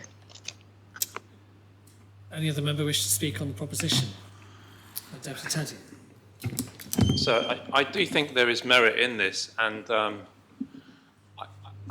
don't know if I sympathise with what the Deputy of Trinity said, but it certainly was a revelation to a certain extent to hear his internal thoughts being vocalised after 4 years of experience. I certainly know from my experience on the ministerial side for the first 2 years of this term that you go into a job, whether it's as an assistant minister or a minister, and there are certain things you want to get done. Either you're the main driver for them or they're things that you want to support. And so in order to get those things done, and I can give tangible examples, I went in quite early saying that I want to get proper funding for the arts sector. So show me who it is that I need to speak to get that done. And I took these from a particular report, a consultancy report that had been done by the department. So the first thing I said is, why is that report not being published? Publish that report, please. Who do I need to ask to do that? So I went to the minister, we agreed that's fine. The minister was supportive and supported a lot of what I tried to do. And I think we had a good working relationship, even when there was times he couldn't support everything. And you find out who's responsible, and then the buck has to stop with the minister. I think that's the point here. So otherwise we end up sleepwalking from government to government, and you get things that just don't get done. Can we think of anything that hasn't got done in this term or the last term? Begins with an H, it ends with an L, and it's got an hospital in the middle of it. And the good thing is that at least we won't need to rename the Rue de l'Hôpital anytime soon, because it looks like there's going to be a hospital down there for quite a while. And this is just one thing that we're trying to get our head around. Fort Regent's another. The Deputy of Trinity said he didn't see that one coming. Well, I think most of us knew that Fort Regent wasn't going anywhere anytime soon. I think it's been there since about 1812, and it's still there today. It's got a white dome on the top of it, and some of us think that's a novelty, others think it's a bit quaint and should be got rid of. But the point is that nothing's been done at Fort Regent either. And is it partly because there's no political accountability? There's lots of, what's the politically correct expression? There's maybe lots of managers and not enough ministers or chiefs who are responsible for those managers. Because I had to go around and say, well, look, why hasn't this been done? So one other example, which I'm really proud that has now been reinstated. We used to have a great cultural officer in the States, a cultural officer who worked for that particular department. He was a great guy in stature as well as in what he did. And one of the recommendations was to reinstate the cultural officer. And I saw that was absolutely key if the vision that I and other people had for that sector was to be achieved. You needed to reinstate the funding. You need to reinstate the one individual and the post that went with it to get things done, to be the liaison between government and the cultural sector. And I had to ask several times, and this was with the support of my minister and my assistant minister colleague, the amount of times I had to ask, why hasn't this been done yet? When is it going to be done? And I had to say, well, if we had to find the right person, is it the new Director General? Is it my cultural officer who works for me, or below me, the general officer? Who is it that I need to speak to make this decision, which has already been agreed? It's a ministerial decision that we've agreed several times. How does it get done? And it should be the other way around. It should be the minister saying to the person who delivers it, get this done. But of course, they can hide often behind the fact that they don't respond and are not answerable to one particular minister. So when it comes to those portfolios, who knows, where there's a corporate parent, for example, we know that that's going to be quite complicated. We know when it comes to corporate parents, you might have education, social security, health involved, and home affairs. But ultimately, on any particular decision, there has to be some minister who takes the responsibility for whatever the decision it is that needs to be made. And he or she says, this is what I'm going to do in this term of office, and if it's not done by the end of that term of office without a really good reason, that person then carries the can for it. and has to answer to the public. And of course has to answer to all of us before that for why it's not been done. So I think the vision here isn't simply about making sure that there's one minister in charge of every department that's fixed and it's back to the silo mentality, because that's certainly not what any member here would want. I'm sure the deputy will address that in summing up. But what we do want to make sure is that, yes, there is joined up thinking, there is collaboration amongst ministers, but ultimately that when a minister asks for something, it gets done, and when it doesn't get done, there is accountability. I think that's what we expect from government, is what islanders expect from government, and this is why I think we can support certainly the spirit of what the deputy is asking for, and I think it works. So if there are any issues that members think the deputy needs to address, I'm sure he'll do that in summing up. Thank you, Senator Farmer. Thank you, sir. I stand to speak not only to answer Deputy Young's points in his opening speech and thank him for bringing this proposition, but particularly in response to Deputy Martin's speech. And I think that's important because every term we have to learn and understand what we're working with in terms of governance and what that governance looks like. And it doesn't necessarily mean overhaul. I personally, sir, I don't think this is secret. I think we should have a committee system. I don't think ministerial government works for Jersey. That's my own personal view. I've done 3 reviews of this now, and I've come to the conclusion, unless you have full-on party politics, ministerial government is never going to be at that optimal point, I believe, that the public expect and need.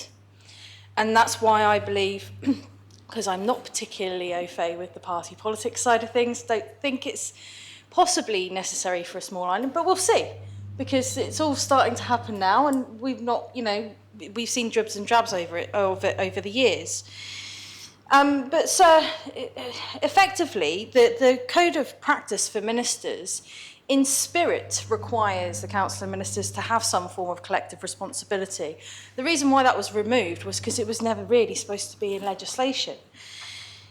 Predominantly, the work, Deputy Young's proposition back in September 2020, and I think the frustration of many of the public, and I think the frustration actually of many members that we've seen over this term, many people would blame on what we refer to as P1 2018, which was changes to the machinery of government, which created the Principal Accountable Officer, which created the single legal entity, which Deputy Young is now asking us to seek to remove, which I fully endorse and believe that's the right thing to do. And it's also recommended in our report. And if anyone hasn't had the time, especially those people who are looking to stand for election, will want to read it. R23, 2022, the Democratic Accountability and Governance Subcommittee of PPC. And the reason why I say that, sir, because there was extensive work carried out with former members, current members.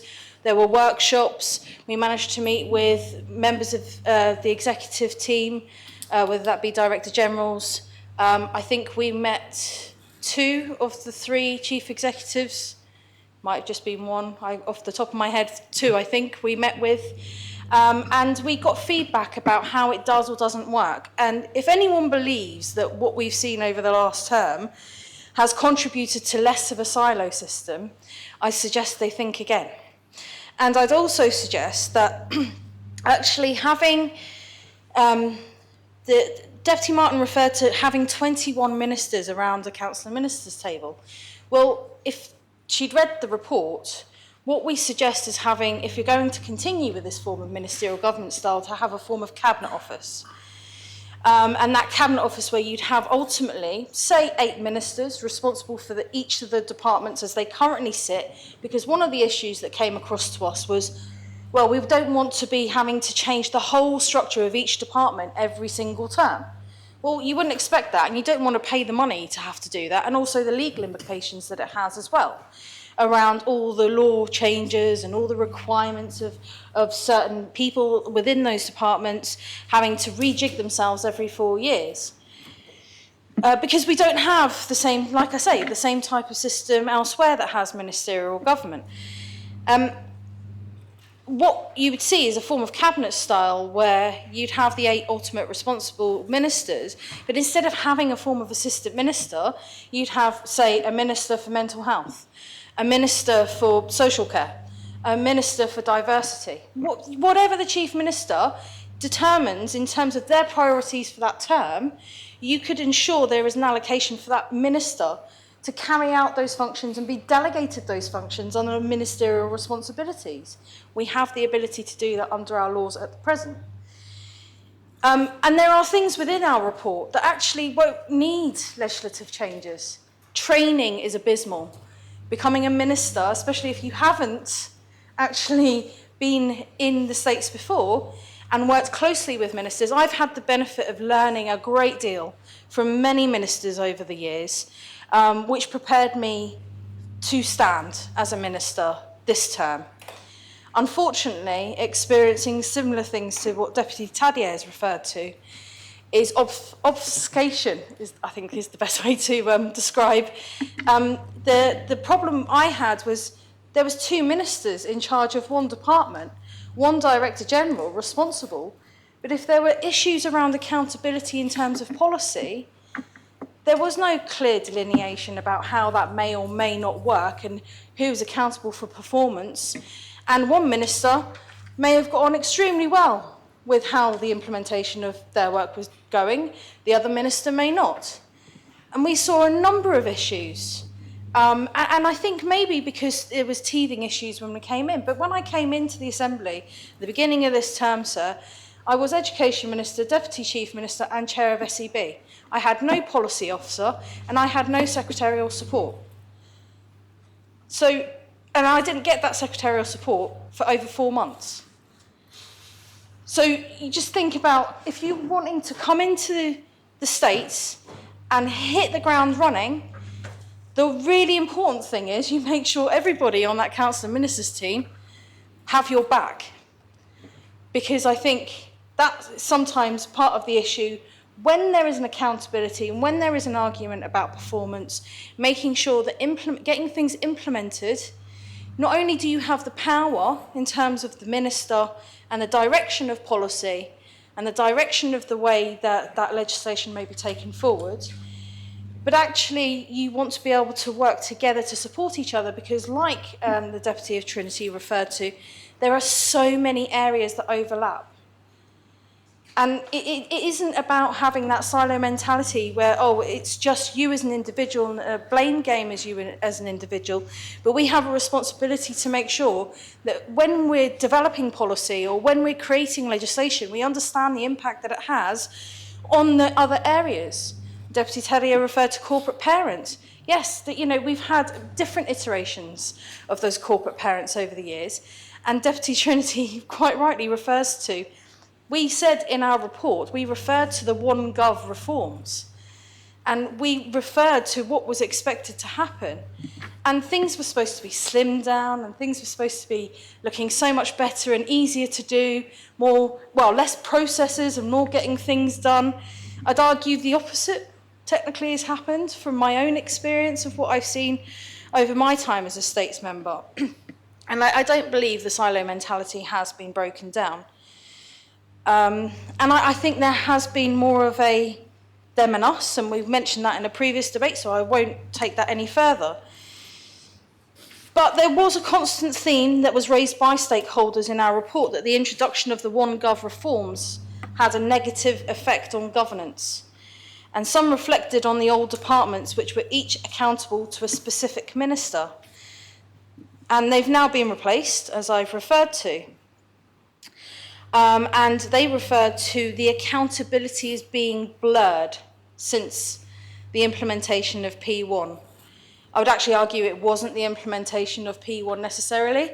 It was the agreement of the target operating model whilst all members were on the election trail by the States Employment Board on the 8th of May 2018. I would argue that that's what started the ball rolling in terms of how that structure changed and why that structure changed. And I would say that any new incoming government need to be aware of any of those agreements that may have been made by SEB or by the council or by a minister during that period. We have to be very careful, and Deputy Young did bring a proposition, although it was voted down, recognising the expectation that not significant decisions will be made during that period up to an election, because they do have significant consequences, and we've seen it this term. So the reference to the smaller departments that have been created, and this is the interesting part, is what Deputy Young is asking us to do is actually what was agreed by this Assembly for ministerial government in the first place. So actually, we expect to have a minister in charge of each department already. However, there is a presumption that the Chief Minister is the head of SPPP, Chief Operating Office, and the Office of the Chief Executive Officer. There is a presumption. It used to be called the Chief Minister's Department, and those things used to sit in there, but we never had SPPP because you had policy officers in each department. Well, some did, some didn't. So there is a presumption, and Deputy Martin referred to it, customer and local services. So we appointed Deputy Martin, we elected Deputy Martin in this Assembly as Minister for Social Security, not Minister for Customer and Local Services, quite rightly. But under the remit of Customer and Local Services, if you want to discuss customer complaints, feedback, you have to go to the Chief Minister's Department. Oh, there's not a Chief Minister's Department, you have to go to the Office of the Chief Executive. And if you want to discuss an issue with regards to the library, or hold the accountability of the implementation of whatever happening in the library, you have to go to the Minister for Education. Now, if I hadn't been here for so long, and done my homework, and done all these reports that I've referred to, and experienced the changes that we've seen during this term with regards to OneGov, or target operating models, or P1, whichever one we want to blame. I'm not going to blame anyone in particular, or anything in particular, but there hasn't been, the vision hasn't been led by the political masters, the people who were actually elected on behalf of the public to run the public sector as they see fit, on the basis of policy, on the basis of manifestos that they've been elected by. And so, sir, there is an argument, there is an imbalance of power between the Chief Executive, Civil Service and the States of Jersey. We stated that in our report.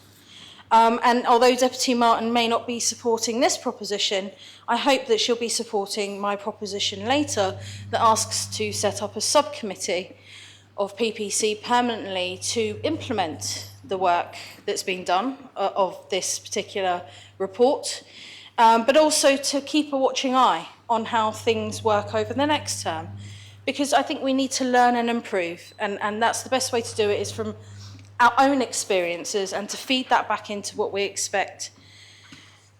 There's been mention of, I think there are different expectations by people of what ministers should or shouldn't do, and where and how that accountability lies. And I've had conversations, and I think it's particularly with Deputy Morale when we were doing the work on this report, and you know, he has a very clear, high expectations. I think when he came in the States, I think they've probably lowered a little bit, unfortunately. But the situation is that there is, I think we all have different expectations, and this Assembly is stated that we elect the Council of Ministers. The Council of Ministers are therefore accountable to this State's Assembly, and therefore the public.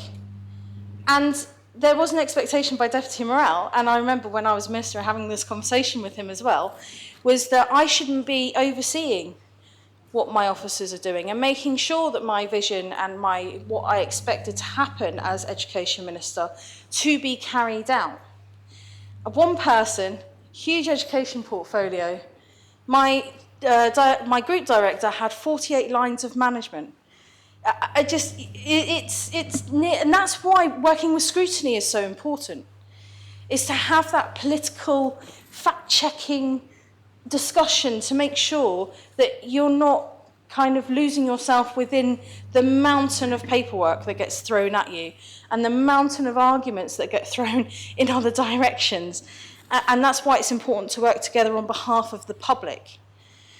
And accountability is very important. And that's why I think particularly rejigging and making sure there is a minister in charge of each department, whatever that department looks like, and that's why that work needs to be done, because if you don't create a cabinet office, it's harder to do. You will end up with 21 ministers sitting around a room, and you don't want that. It is hard enough with the current council of ministers, with all of them around the table. So I would suggest that that work does need to be done, and it could be done by the council of ministers, or it could be done if this assembly approve the proposition that I've brought forward around the subcommittee of PPC. I hope that gives some members some context as to why I'm supporting Deputy Young's proposition. And I hope that members will take time, if they haven't already, to read our report. It's extensive. It gives plenty of findings and recommendations, and I hope that helps members with their decision on their vote. Thank you, sir. It's well timed, Senator. Any other member wish to speak on the proposition? Deputy Pershall. Thank you, sir. It's just to ask the proposer in his summing up, maybe just to answer a couple of questions I have about the proposition. I understand the proposal around having ministerial government be a single legal entity versus being corporation sole. I understand the legal implications of that in terms of their powers and responsibilities. So my question is probably a bit more simple than in that area, which is, what does that look like from an officer point of view? So in the report accompanying the proposition, the deputy refers to the problem of having a Director General serving several ministers, which I fully appreciate and understand. But I guess my question is, what does it therefore look like? What is the deputy's vision from an officer perspective, I guess from an organisational structural perspective? And how would that new or different structure be able to avoid what the previous criticism that the government has faced of being managed in silos and not having across communication or working in the way that has been aspired to, but as the Senator before me said, has not actually been successfully achieved. But how that is still a legitimate concern and a legitimate problem to avoid if we were to go back to something that we had before. So I guess those are my those are my main questions, which I will listen for the answers for in the summing up. Thank you. Does any other member wish to speak on the proposition? Deputy St Peter. Thank you. This is basically a management consulting exercise that I've been wrapping around in my head since I read this proposition. And now, what we're actually suggesting is we have, a chief minister, and then we have 10 linear departments. And I can understand the simplicity of this. I can understand the accountability of it. I can understand in business terms it will be the pay and rations and the management of the people that work within that silo, and it makes a lot of sense. However, and I'm going to follow on from Deputy Pershard and the Deputy of Trinity, is what I need to understand is how we get the accountability at the end of that. Now, I'm going to try and explain my previous world to bore the lot of you. When I was selling software for some of the sort of biggest software companies in the world, like name Oracle, Symantec, IBM. But they had all of those pipes as well, those silos: HR, resource and development, finance, accounting, legal, sales, post-sales, consulting, training, you name it, they were all there. Now, my job was responsible for selling the software, and I needed the resource from all of those silos to bring that together to present the proposition. The proposition to the customer hopefully becomes successful, which becomes revenue, which makes the company successful, but that's the outcome we were working for. Now, I didn't have any accountability or responsibility for many of the people. I had to sort of virtually go out and coerce, beg, steal and borrow the resource to help me put these bids together and manage these customers. Now, that was quite a fluid it was the Wild West actually out there as far as process is concerned, but it sort of worked in that area. Now, I can't see it working here when we have far more accountability, transparency that we have to demonstrate, and quite rightly so. We've been debating that all day. So what I need to understand from the proposer, and it's following on from Deputy Pershard, is how can we assure that we are going to get deliverables that come out? We've mentioned the H, beginning with H and ending in L word, quite rightly so, but how can we be assured that we can make fast, efficient, well scrutinised, and I say that having been both on, I didn't speak before, having been on scrutiny and in the executive without a vote, if you want to call it that, how we can have fast, efficient, well scrutinised decisions that we can be proud of and the island is proud of. I mean, that has got to be our ultimate goal. And I don't see that here, and I really want some help. But I think in principle I'm going to support, because I think it's a way forward, but I think we have to be focused on the end result. We have to be outcome based in our deliberations and decisions within this Assembly. Thank you, sir. Does any other member wish to speak on the proposition? Senator Missing. Thank you, sir. Just briefly, of course, I'll be wholly in support of this proposition. I particularly enjoyed listening to the Deputy of Trinity and Deputy Tadja as well, who gave examples of some of the issues that they have run into while serving as assistant ministers, and it was interesting to listen to that because of the similar experiences I had as a minister as well, where as housing minister I was allegedly connected to IHE because the H in it stood for housing, although I had virtually no interactions with officers in there, and in fact the chief officer at one point used to joke with me about how little we saw each other. Sometimes we wouldn't see each other in between scrutiny hearings where we'd go to answer questions. Such was the strangeness of that portfolio being connected to that department. And I had the experience of being Minister for Children, where I shared a department with Senator Valois, who was Minister for Education at the time. And I think we were lucky in that we agreed on quite a lot, but it would have been extremely difficult if we weren't in that position.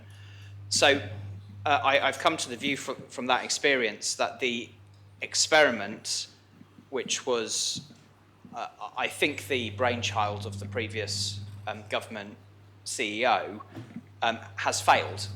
There was logic to it in that it was attempting to bring together teams in the civil service so that they could work more collaboratively together. But the actual result is that it drastically reduced accountability.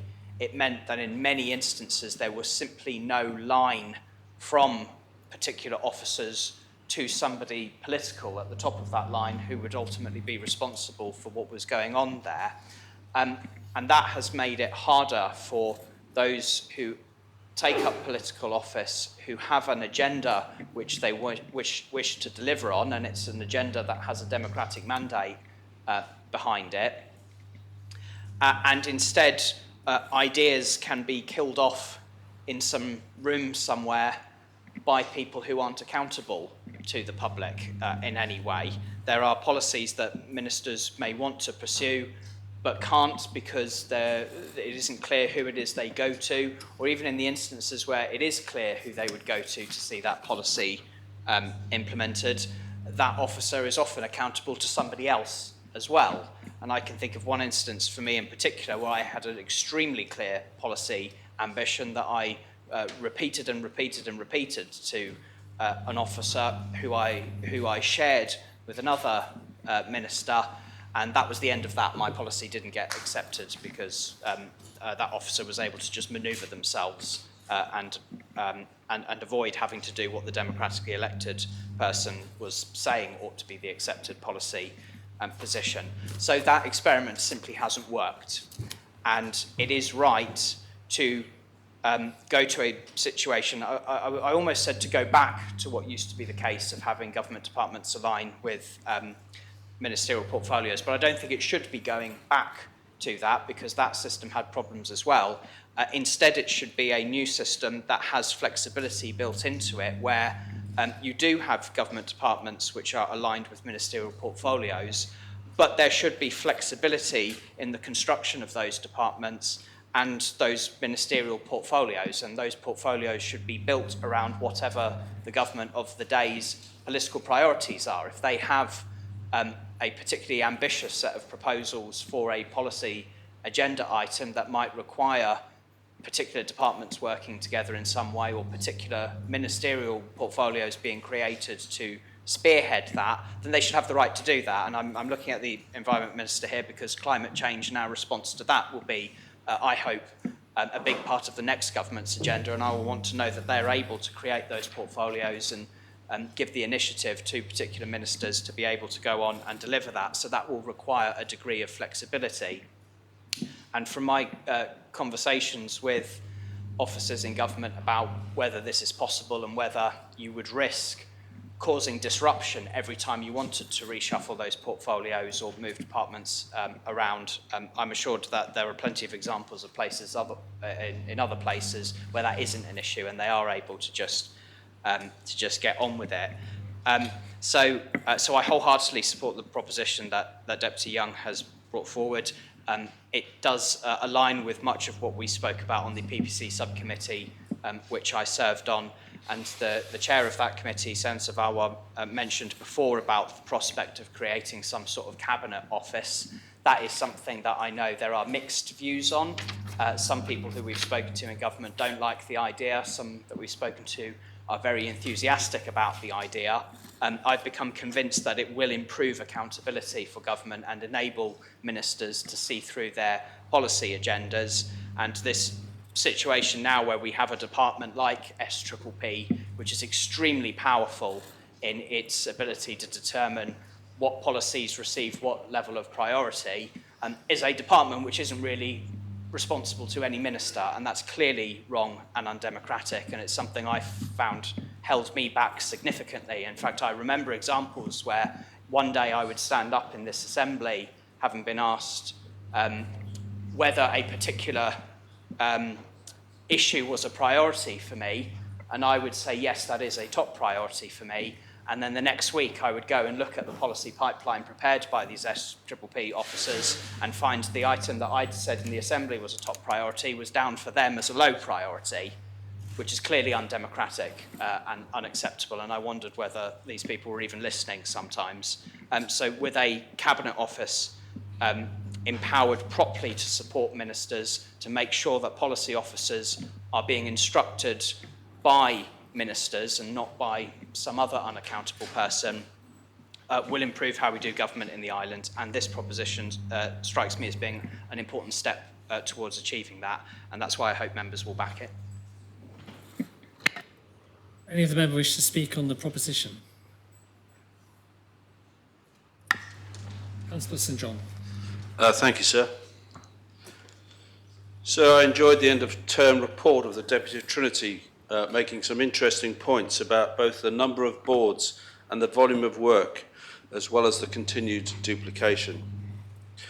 Deputy Martin is absolutely right about not going around kicking chairs and the need to focus on policy matters whilst ensuring the area is delivering against its targets. I disagree with her, however, about priorities. It is essential to get the foundations right.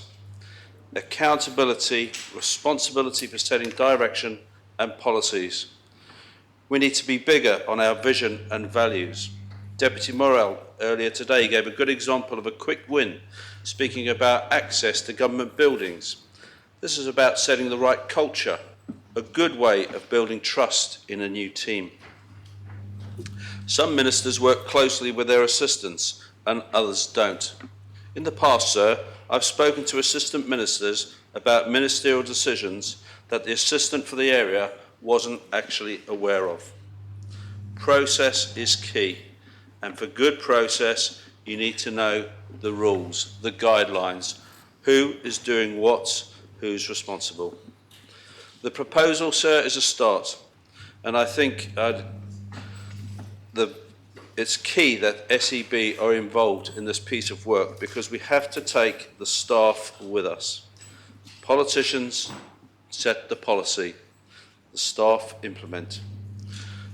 Unusually, sir, I disagree with Senator Volwell's view that we should go back to committees, but I would support a move to a hybrid board system.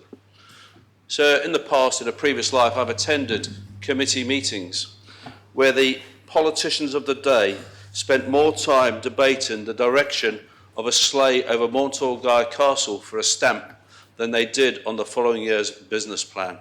So I wouldn't wish us or anyone to go back there. I do agree with Senator Volwell about training. Do people actually know their responsibilities? And are they given the tools to carry out those responsibilities? One member who chairs a board told me that they slept well at night as they were only the chair. I nearly fell out of mine. A clear lack of understanding of the role of a chair. Anybody watching the HCS board meetings would be shocked that a Director General doesn't present a written report prior to the meeting but gives a verbal update. Process. Anyone with experience of boards and governance would say that is not acceptable, sir, just as the Controller and Auditor General said in her report. Is it their fault? Is it the system's fault? We have to do better. At PAC, we had 2 Director Generals who did a good rendition of the Chuckle Brothers, with neither wanting to acknowledge that they had the responsibility for a service. You had to be there to see it, to believe it. To me, to you. I asked a question of a senior manager about a post and was told it was a different department. So I dutifully wrote a written question to the other department.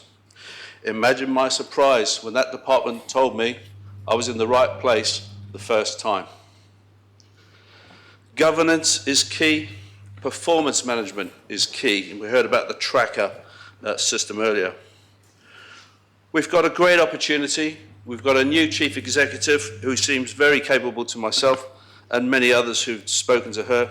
Let's support this proposal, make this better and build on solid foundations. Thank you, sir.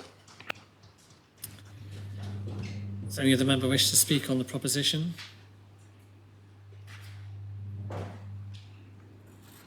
If not, I'll call on Deputy Young to reply. Speak, please. Out of the ether, I hear a voice. Who was that? It's Deputy Higgins. I'm sorry, I was fiddling with different things at the same time. I'll just speak very briefly on this, if I may. You've started, so you better finish, Deputy. Right, thank you, sir. Thank you. It's been very illuminating listening to a number of ministers, assistant ministers, and others who've got experience of the states. And I'm not going to say much because I'm asking people to note what's been said by these people and refer to it when it comes to Proposition P71, which will be coming up either tomorrow or the day after. P71 is trying to address many of the, again, problems we have. Now, I fully support what Deputy Young is trying to put forward here, but I think we need to go further. So I'm putting out an advertisement for P71, which will be coming up, and in the report you'll see lots of examples, and I'm hoping that many of the members who talk behind the scenes will give lots of other examples. So with that, sir, I'll just say I shall be fully supporting this proposition. Thank you. Thank you. Does any other member wish to speak on the proposition? If no other member wishes to speak, I'll call Deputy Young. Thank you, sir, and I thank all the 11 members that spoke. I took notes throughout because I thought that was a very illuminating debate where we actually got down to brass tacks. It's kind of almost like an end-of-term report, perhaps. And I think I'm absolutely convinced that it's right that I ask the states to have this debate, because I think we can learn lessons, or at least point those members that are going for re-election, those members that are seeking political ministerial office, and those outside of this assembly who have aspirations to come in here. And I think it's important that they always say when there's a problem, the first step is to recognise what the problems are. That's your first step. Solving them comes after. And I think there is sometimes, I think I've perhaps witnessed a reaction to say, we don't want to look at this. You know, the kind of, kind of reaction of denial. Well, this debate, I think, has moved us off of denial. There is an issue, and it's allowed. So I'll try and pick up a couple of points. I think, for me, why I've brought this is because I am interested in outcomes. I think everything's been said about performance and delivery and achieving results for the public and changes and making the connection between when people stand for election and stand in this assembly and put forward their portfolios for ministerial office of what their aspirations are and they're trying to do, that we have systems and ways of working in government that gives them a good chance that there's going to be outcomes, there's going to be delivery. And I think we have, COVID has messed things up badly this term, but I think we can pick up the lessons. So some of those issues are very operational. For me, I'm very much more keen on strategy and policy. Perhaps other members are more interested in perhaps operational detail. And perhaps, I picked up, I think the one member that I do disagree with, I'm sorry, Deputy Martin, you and I do have different views of things. We perhaps have. I've always focused on the high level policy. And I personally don't see this as about checking up on what people at customer services are doing or what they're doing in the library or anything of that nature. That's why we employ our staff and officers. We expect, that's what they do. But it's about setting the priorities. For example, I'm sorry to be critical, Deputy Martin, but one passion I had was that we would have a pension policy. We would have a secondary pension scheme, schemes that are being produced in other places. And I do remember former Social Security Minister putting that up there. And it isn't about customer services and the library. I'm sorry, I need to get that out. And so that's important for me. What I've been able to do is that I think in my time I've been able to achieve some of those things. And I want new members and other members to be able to achieve more. Now, Senator Ferguson, thank you, Senator, for her support. I think there are lots of operational issues, and 117-page reports are absolutely not an exception. They're regular. I also think we're getting where I've seen in the last few years government by PowerPoint. PowerPoint presentations rule. Well, I've got real confidence in our new Chief Executive Officer. I think that sort of issue about what processes go on within the kind of nuts and bolts of government, I very much see as executive work that I believe that our new Chief Executive Officer has got the understanding and the empathy to do that, and I think she's got the skills to do it, providing members give her the support. And she's given the backing to do those changes. So we can move away from, that's one ingredient there. And then I do feel for the Deputy at Trinity, and I thank him for telling us his experiences, because overload, absolutely right. And what can I say? But thank him for telling. Have I got the solutions? No. my proposal sets in train a process to try and arrive at those solutions. That's what I'm seeking to do. And I think the Deputy Sir Mary, again, echoed that.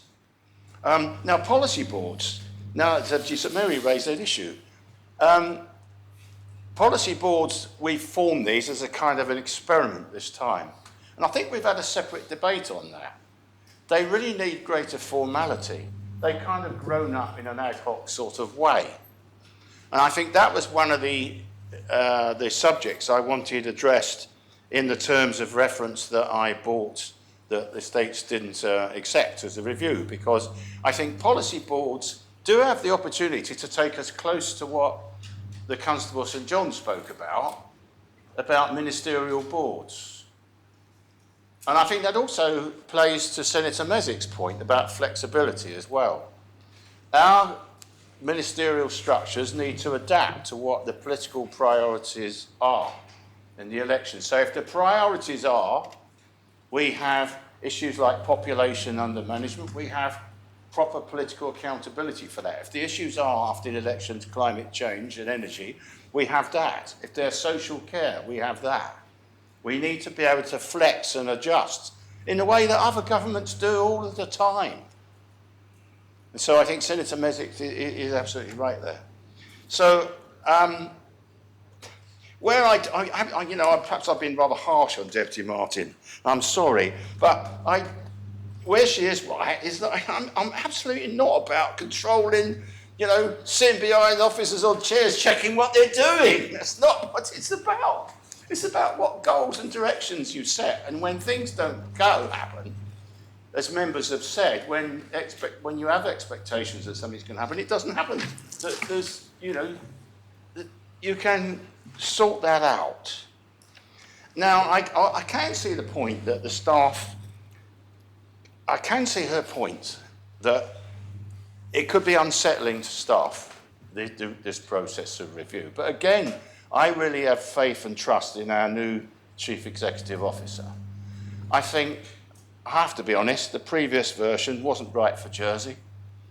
I think he's probably his plan was born in the idea of breaking the silos, and we've broken the silos, but unfortunately we've created a lot of fragmented silos. And I think that's the way, kind of way I see it. But I think our new Chief Executive Officer understands that.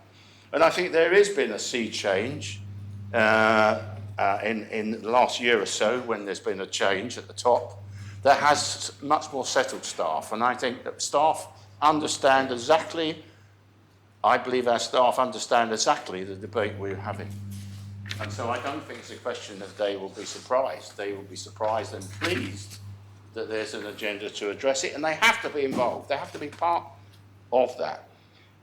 Deputy Taddy, exactly a similar thing. Now, we spoke about assistant ministers. I think this is where Senator Varlois, I think, did help us out a lot with this, because of this idea about the Cabinet Office. This is something which I think I didn't pick up on. This is something which has come from Senator Varlois and PPC's work, and I'm grateful for that idea.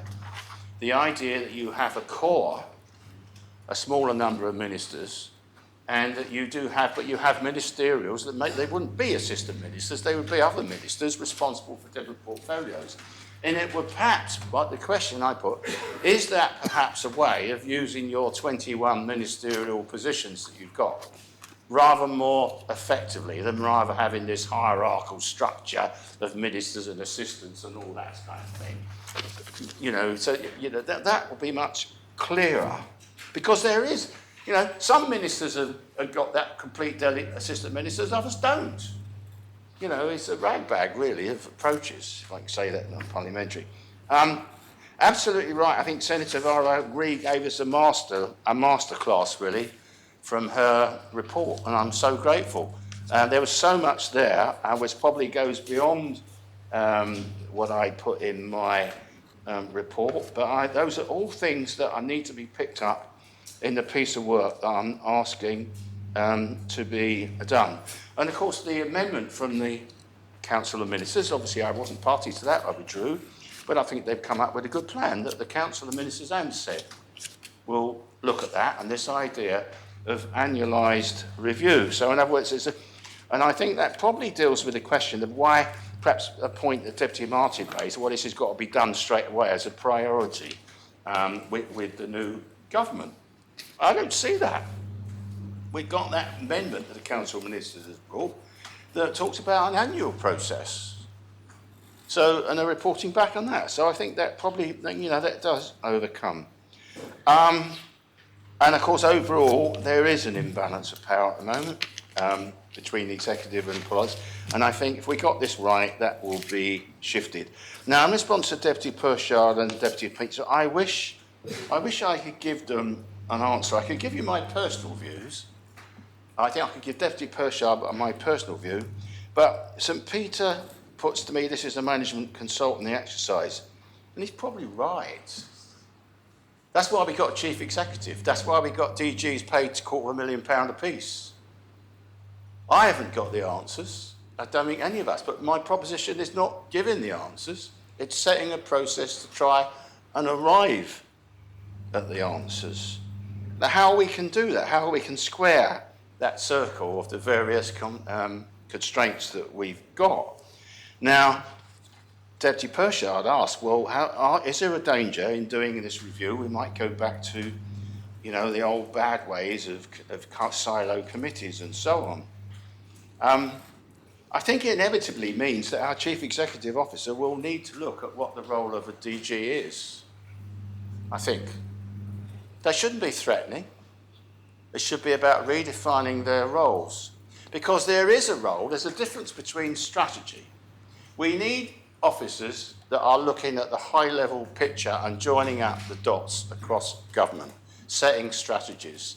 Because ministers, I think, are going to find that really difficult, if not impossible, to do. They can take political accountability for their policy areas. But I think we need those officers to do that.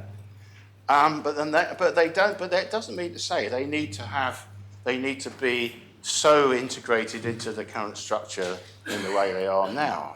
So I think there are options there in a review to be. That's my personal view. But please, members, that is not part of my proposition. That's me responding to Deputy Pershard and the deputy from St Peter. Thank you, Senator Mezek, for your experiences, and I think you probably have changed your mind a bit. I think earlier on, I don't think you were perhaps as keen as some of the thoughts, but thank you for sharing your experiences. I think they are really valuable to help us. But you are right. If there is a new outcome of this, which I hope there is, we need this flexibility. That you spoke of the need for that flexibility in that structure so we can respond around political agendas that come from the electorates. And the idea, and I think I'm quite attracted, like you, to the Cabinet Office idea. But I'll leave that for others. I think I've spoken about St John Constable, thank you for that, and Deputy Higgins. I'm sorry to say I need to get around my head around P71. I promise I will do so before we have that debate. So I ask for I make the proposition and ask for the appeal, please. Appeal has been called for. I ask members to return to their seats.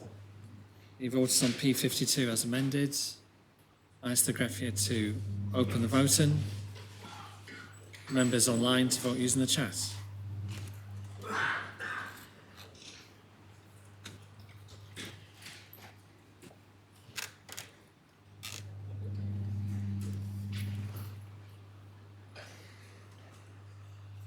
All members have had the opportunity to cast their votes. I ask the greffier to close the voting.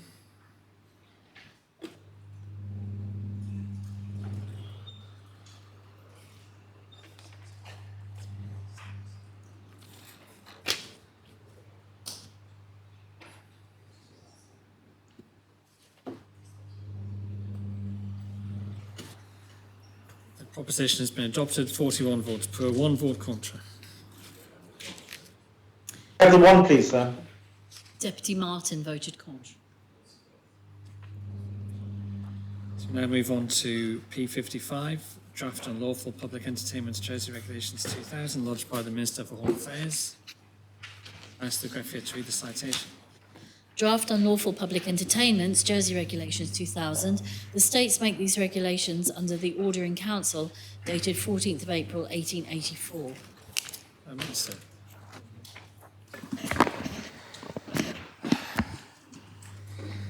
Sir, these regulations are intended to replace the current triennial regulations which expire on the 20th of July this year, without making any material changes. As this expiry date falls in a pre-election period, it has been necessary to bring these regulations before the conclusion of this government now to ensure that they can be considered in time. These regulations were first introduced in 1992 to address the issue of illegal raves, and in the absence of relevant primary legislation, they were introduced in the triennial form. Members will be well aware that a minister, or previously a committee president, has stood in this assembly every 3 years since 1995 and asked for these regulations to be renewed.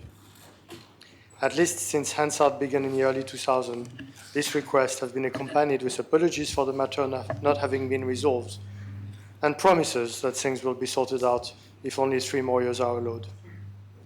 These regulations are now on their 10th renewal. Clearly, this isn't satisfactory, and members will understand that it is particularly difficult for me today, as this is the first time that 2 requests for renewals have fallen into the same ministerial term, with the former minister, Connectable Norman, having brought the earlier triennials in 2018 and 19. He was adamant on that day that it would be the very last time this would be brought to this chamber. Then, of course, COVID happened. Members may be aware that while it is my responsibility to bring these regulations to the Assembly, the matter of administering public entertainment is a cross-government issue, which is fundamentally connected to the systems in place for controlling the use of public spaces in the island. The management of public spaces is a complicated subject, and any scheme to achieve fair use needs to balance the needs of residents, the minimization of disruption, and the maintenance of public safety with the commercial interest of entrepreneurs and the wider island economy. The current systems of space management are also complex, as are the expectations for an improved system. These unlawful public entertainment regulations overlapped to a limited degree with parts of the roadworks and events law, and both sit alongside special arrangements for public place in the licensing laws and in the various regulations for the policing of beaches, parks, and roads. In addition, the Assembly has in the past agreed to delegate authority to the parish of Saint-Hélier for the licensing of small-scale events within the parish, as well as to make effective provision for the use of outdoor space for weddings. Consolidating and improving these historic arrangements is a demanding task that will require significant effort across government. Work began following the last set of triennials with a series of meetings between officers of the Danny DTSC and stakeholders and businesses. However, that work relied heavily on operational staff who were retasked in 2019 to the pandemic response, primarily in the initial stages to tracking and tracing functions. Staff resources have now been returned to the area, but the disruption of normal activity in the events and entertainment area is still ongoing, and so work on new systems for event management has been significantly disrupted. Against the backdrop of an unprecedented global pandemic, I believe that my explanation for failing to resolve this issue in this 3-year period is rather more compelling than those given in the past. However, the Council of Ministers and I am not content to simply bring these regulations back to the Assembly and ask for just another renewal without having a clear timed and actionable plan in place to resolve these difficult and long-standing issues.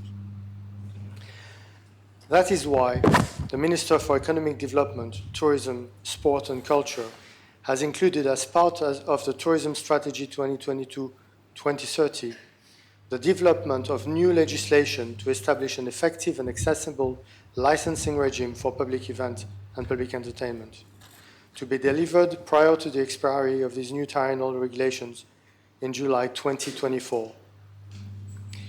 To reflect the expected delivery of this new legislation, I have sought to extend these triennial regulations for no longer than necessary. Thus, they will expire in July 2024 rather than after the full 3 years period, which would be July 2025. This is a commitment that action on the matter will be undertaken in line with the tourism strategy. Sorry, I maintain the proposition. Sorry, the principles.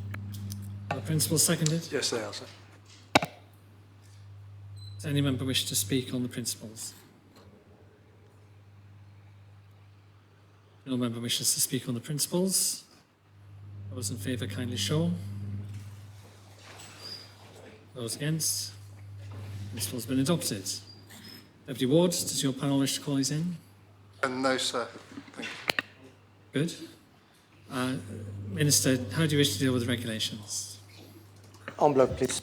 Are the regulations seconded? They are, sir.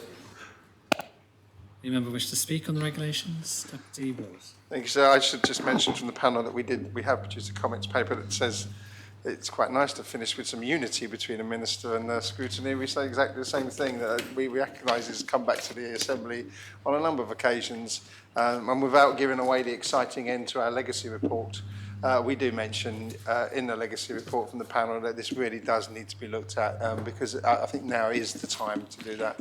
And I think what's happened is it's gone to the bottom of the priority list. Well, I think, I don't know how many times now, a significant number of times. But with that said, I think it does need to look in the future. Thanks. Does any other member wish to speak on the regulations? If no other member wishes to speak, Deputy Guida. Yes, sir. Of course, I would like to thank the scrutiny panel for their welcome comments on this. And this will not be the last opportunity. I will have one more during this sitting, but to thank them for their work in general in the 4 years of this term. I think Home Affairs was lucky to have a very efficient and helpful panel, even though, of course, they were not always, sorry, how would I put that? It was not always fun, but it was always important and essential to our work. After that, I maintain the articles. Those members in favour of the regulations kindly show. Those against? Regulations been adopted in second reading. Minister, do you wish to proceed in third reading? Yes, sir. Are the regulations seconded in third reading? They are, sir. Does any member wish to speak on third reading? No member wishes to speak in third reading. Those members in favour kindly show. Call for the appel, sir. Appel has been called for. I ask members to return to their seats. Voters on the P55 third reading, I ask the graphics to open the voting. Members online to vote in the chat.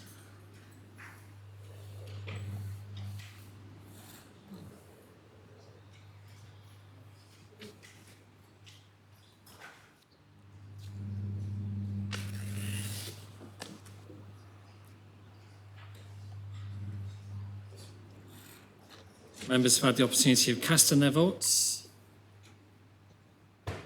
I ask the graphic to close the voting.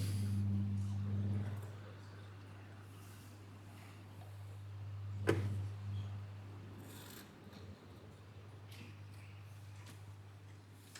regulations have been adopted in third reading. 31 votes per, no votes contrary. So the next proposition is P57, amendments to standing orders, written questions lodged by the Privileges and Procedures Committee. And I ask the graphic to read the proposition. States are asked to decide whether they're of opinion to make the following amendments to the Standing Orders of the States of Jersey with immediate effect. 1. Standing Order 11, submission of question to be answered in writing. After paragraph 4, insert 4A. Despite paragraph 3, in a year in which an ordinary election is held, no written questions may be submitted during the period starting with the first week, during which, in accordance with Standing Order 7, the States shall not meet, and ending with the week during which the selection of ministers takes place. 2, Standing Order 12, written reply to question. For paragraph 4, substitute 4.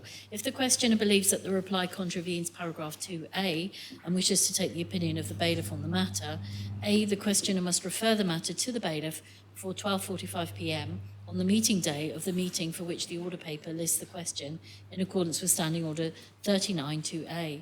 B, the bailiff must give his or her opinion no later than 9:30 a.m. on the working day after the day on which the matter was so referred. And C, if the bailiff is of the opinion that the answer contravenes paragraph 2A, the bailiff must inform the member of the States who gave the reply and direct that member to submit an answer to the question that does not contravene paragraph 2A no later than 9:30 a.m. on the working day after the day in subparagraph B. Deputy Alves. Thank you, sir. The committee has proposed 2 changes to standing orders in relation to written questions. The first change would stop written questions during the election period. At the moment, written questions are submitted on a weekly basis whilst the states are in session. When the current system was introduced with the move to a 3-week cycle, it was on a trial basis and consideration was not given at the time as to how the system would work during an election year. Standing orders do not, therefore, currently prevent the submission of written questions during the election period, unlike the restrictions that apply during this period to meetings of the Assembly and to lodging of propositions. The committee is proposing this amendment, which would prevent written questions from being submitted during the election period. Practically speaking, this would mean that this week is the last week in which written questions can be submitted, with responses to be provided by next Tuesday, the 3rd of May. And the first week of the new Assembly in which written questions could be submitted would be the week following the meetings in which ministers have been selected, the week of the 18th of July. This would allow for 1 week of written questions before the summer recess. The second amendment relates to challenging the relevance of a response to a written question. The committee undertook a survey last year and there was a clear majority of members who wished an extension to the deadline. The current position is that a challenge must be made by 12:45 on the day after the response is received. But with the weekly cycle of questions, members let us know that it can be difficult to keep track of when the deadline for a particular written question falls. This amendment would allow for challenges to be made until 12:45 on the first meeting day after the response has been received and published. The order paper must include a list of questions to which a written reply has been tabled since the previous meeting. As the consolidated order paper is circulated on a Monday afternoon before the start of a Tuesday meeting, this would provide members with a practical prompt that a challenge could be made to any written question listed on the order paper by 12:45 p.m. on the Tuesday meeting day. I'm happy to answer questions about these amendments at the end of the debate, and I am also prepared to take separate votes on each amendment if members wish. So I make the proposition. Is the proposition seconded? Yes, sir. Does any member wish to speak on the proposition?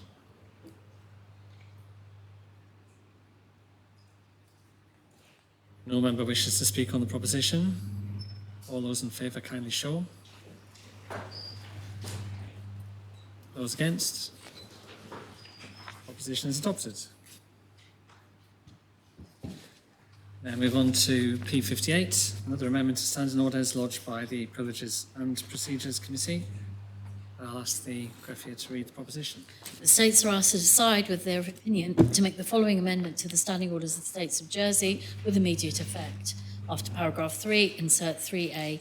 If the action described in paragraph 11A, to which the document relates, is not pursued after a document is presented as required by paragraph 3, the Minister for Infrastructure must notify the greffier who must inform the members of the States. Deputy Alves. Thank you, sir. The committee is proposing an amendment to Standing Order 168, which governs land transactions. Standing Order 168 requires the Minister for Infrastructure to present a report to these states if, following a recommendation from Jersey Property Holdings, the Minister has approved the acquisition, disposal, letting or rental of land on behalf of the public. States' approval of this transaction is then assumed once 15 working days have passed, and if there has been no objection from members, the contract may then be finalised. The committee noted that there is currently no provision within Standing Order 168 to cover circumstances where a relevant transaction does not proceed. Members will recall that this happened in 2021 when a report was presented to the Assembly outlining the intention to enter into a lease on buildings in Broad Street and Commercial Street for the purpose of office accommodation project, but this transaction did not proceed. Although the story of what happened with this transaction could be found by researching media reports, the committee found that there would potentially be a gap in the public record before the Assembly. Therefore, the committee is proposing the amendment in order to address this issue. Having consulted with the Minister for Infrastructure, the amendment does not place any obligation on the Minister to provide reasoning, but simply to inform the greffier that the proposed action has not taken place. Once informed by the Minister, it would be the responsibility of the greffier to notify members that the transaction in question had not proceeded. If members wanted to know more about the transaction, then they could submit questions for the Minister to answer. Thank you, sir, and I make the proposition. Thank you. Is the proposition seconded? Yes, sir. Does any member wish to speak on the proposition? Deputy Lewis. Thank you, sir. So the Privileges and Procedures Committee is correct. There is currently no provision within Standing Order 168 to notify the Assembly that a land transaction has not been completed. Whilst it is very rare for a land transaction presented to the Assembly not to proceed, I accept that this is a scenario the public record is left inconclusive.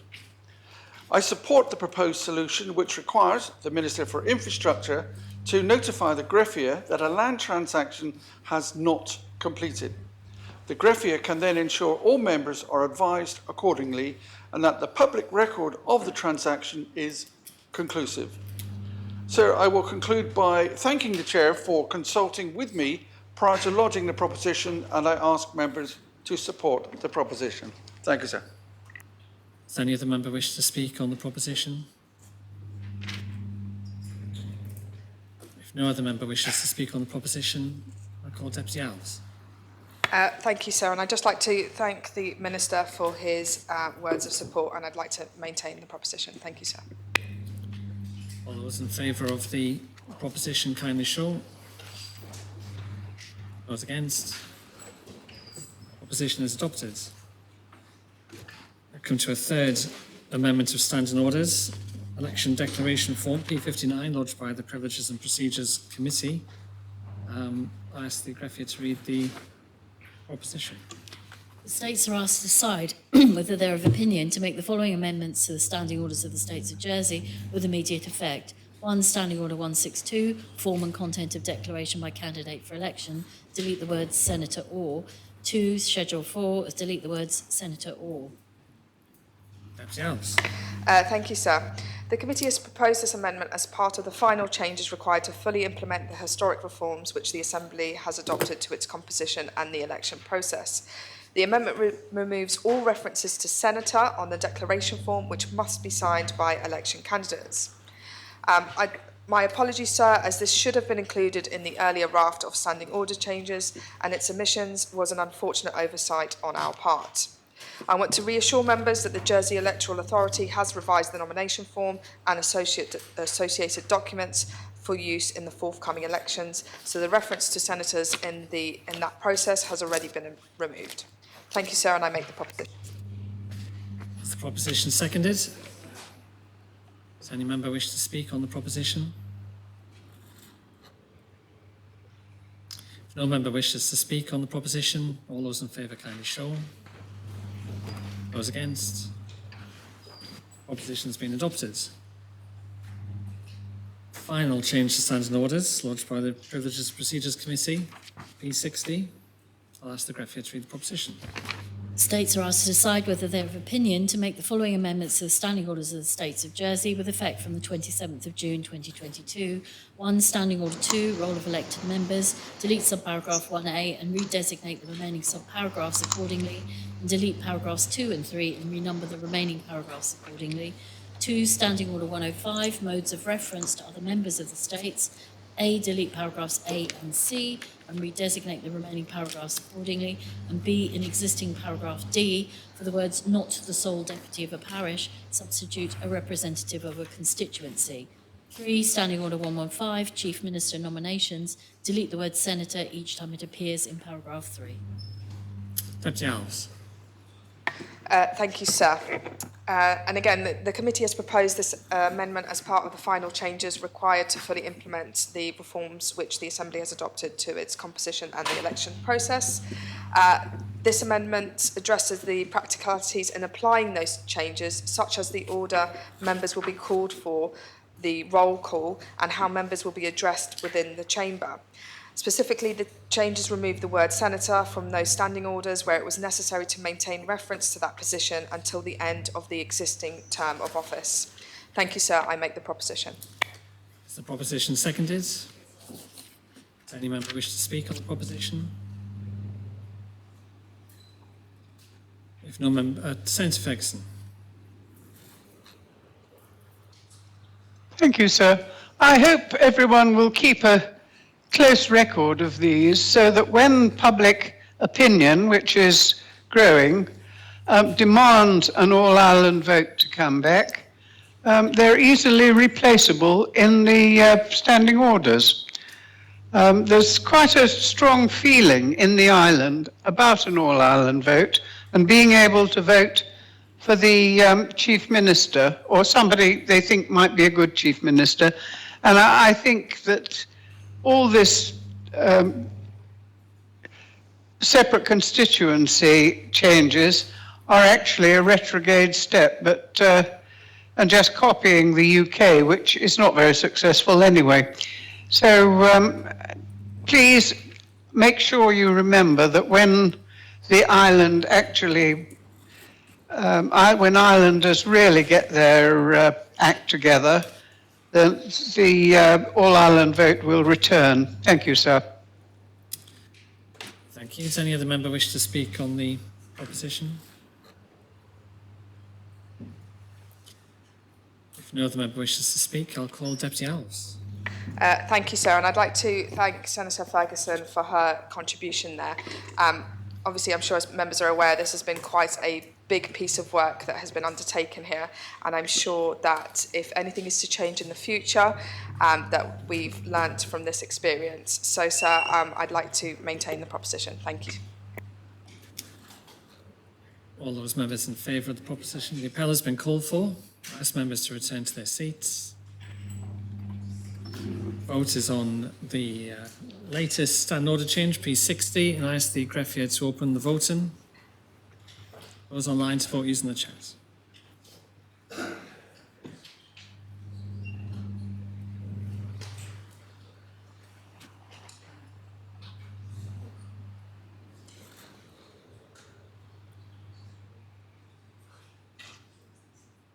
All members have had the opportunity of casting their votes.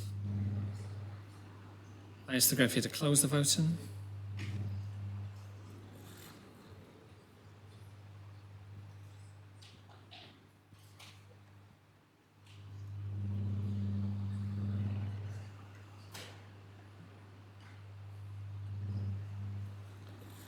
The Assembly's proposition has been adopted, 40 votes per, 1 vote contra. Have the vote contra, please. Senator Ferguson voted contra. In answer to the chat from Deputy Higgins, it's never too early to propose the adjournment. If might be an opportune moment. Sir, may I propose the adjournment? Adjournment's been proposed. Is it seconded? I second it, thank you. Can I just, before we consider the adjournment, whether it's worth members having a think about what we want to do going forward? I know that yesterday we went through quite a number of items, but today we've slowed down a little bit and there is still quite a lot on the agenda. I think members should maybe think about whether we should be sitting late, maybe, I know we've already got things arranged for tomorrow after the sitting, but maybe Thursday and Friday, and maybe looking at reducing lunches. So I just thought I would plant that in members' minds. Thank you. Thank you, Deputy. Would that be for further consideration, perhaps before lunch tomorrow? Yes, I think so, sir. Adjournment has been proposed. Constable. So before we adjourn, I'd like to attend a funeral tomorrow morning, which means that wishful thinking demonstrates we could run into P73. Could I ask that be deferred to the last item, please? If you're not present, or whatever the outcome. Only if I'm not present, sir. Fine. Okay, we'll make sure that happens. The Assembly therefore stands adjourned till 9:30 tomorrow morning.